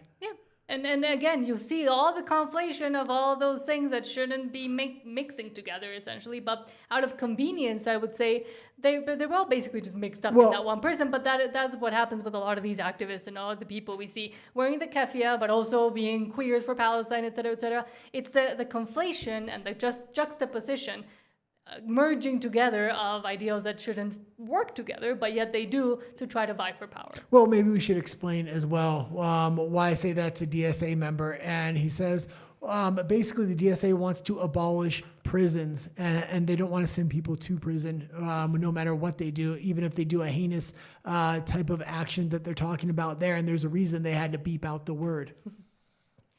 Because they can always just explain it away with, oh, the circumstances. Yeah, everybody has circumstances in their life. Not everybody goes and ends people. Promethean Action says, quote, Rubio just banned British censorship agents from entering the U.S. And this is absolutely fantastic. I'm glad JD Vance and Rubio have an eye on this as well. Donald Trump has been pushing back with the Granite Act. Canada, Australia, the UK, and the EU are trying to regulate free speech out of existence on social media platforms in the United States. And Trump is trying to push back with the Granite Act. But it's good to see Marco Rubio's taking notice as well.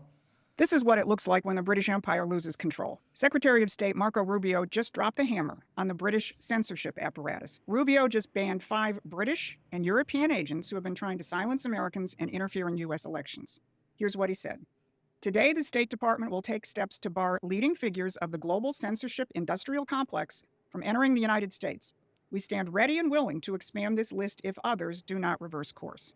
Now, one of those newly barred British figures played a key role on the ground in the United States in 2024, trying to stop Donald Trump from getting elected.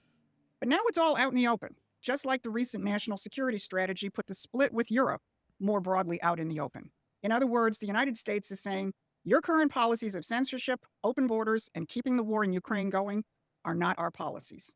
So, in London back rooms, the British are quietly Okay, and you can leave it there for a second, but that's Promethean Action Group, and they really hone in on the Globalist Games and what the globalists are trying to do to kind of get Donald Trump out in the 2028 election, or sorry, the midterms, I mean. Well, as they've been doing ever since he got in initially, and when they realized what he was actually there to do, which was get rid of them.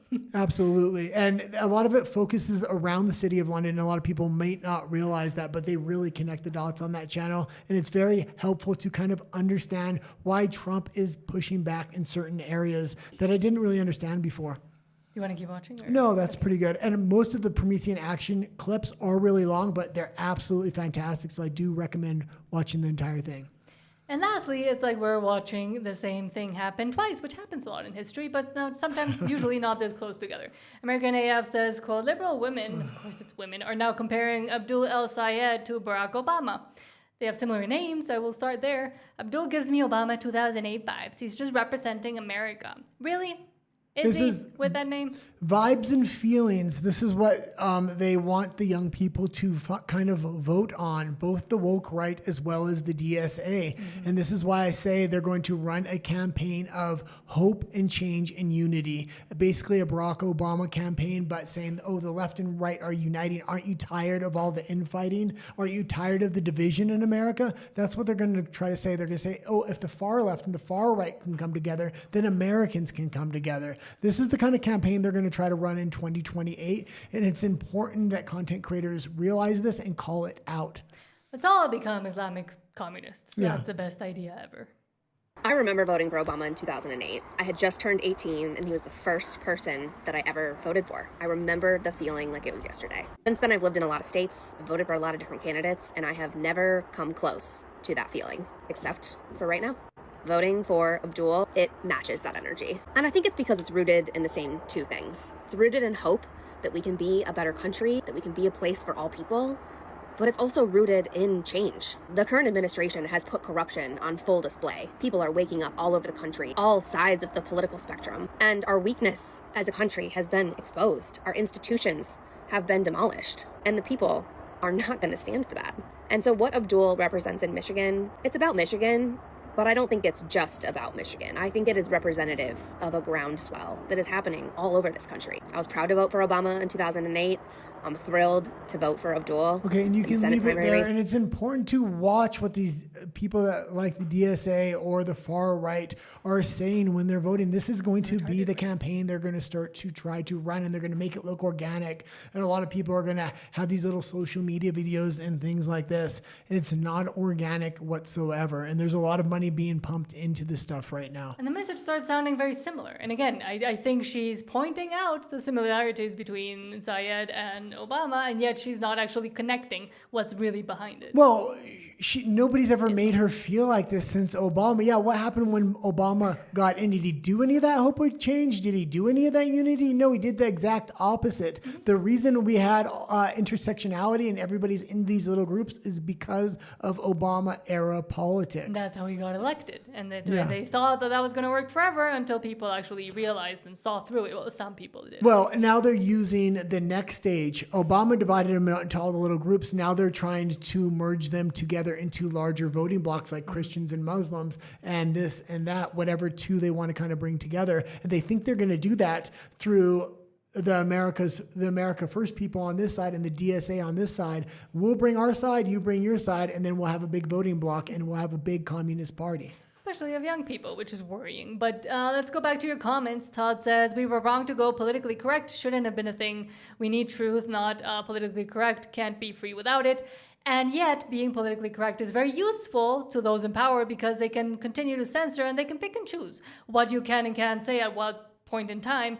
And it ends up being the self-censoring, the mass self-censoring of the people without you really have, as a politician, having to do much. Yeah, I mean, in a country where you have free speech, you can push through those kind of norms that are set. But in a country like Canada or a country where they're enacting hate speech laws now, it's almost like it's permanently set in. And unless people are willing to be arrested, it's going to be hard to break free from that.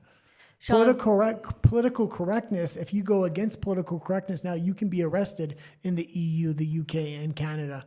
Sean says, it is because it was a Portuguese colony once, talking about Ceuta, so it's a common mispronunciation. That was centuries ago, Sean. That was way long time ago during the conquests, but fine. Todd says, yeah, it's a global thing going on that we're smack dab in the middle of here in Berta. Exactly, and you if not already, will be used and continue to be used by the Canadian government as the political pawn as well. Well, Alberta can be the roadmap for money pawn. Alberta can be the roadmap for other citizens in other countries that want their countries back.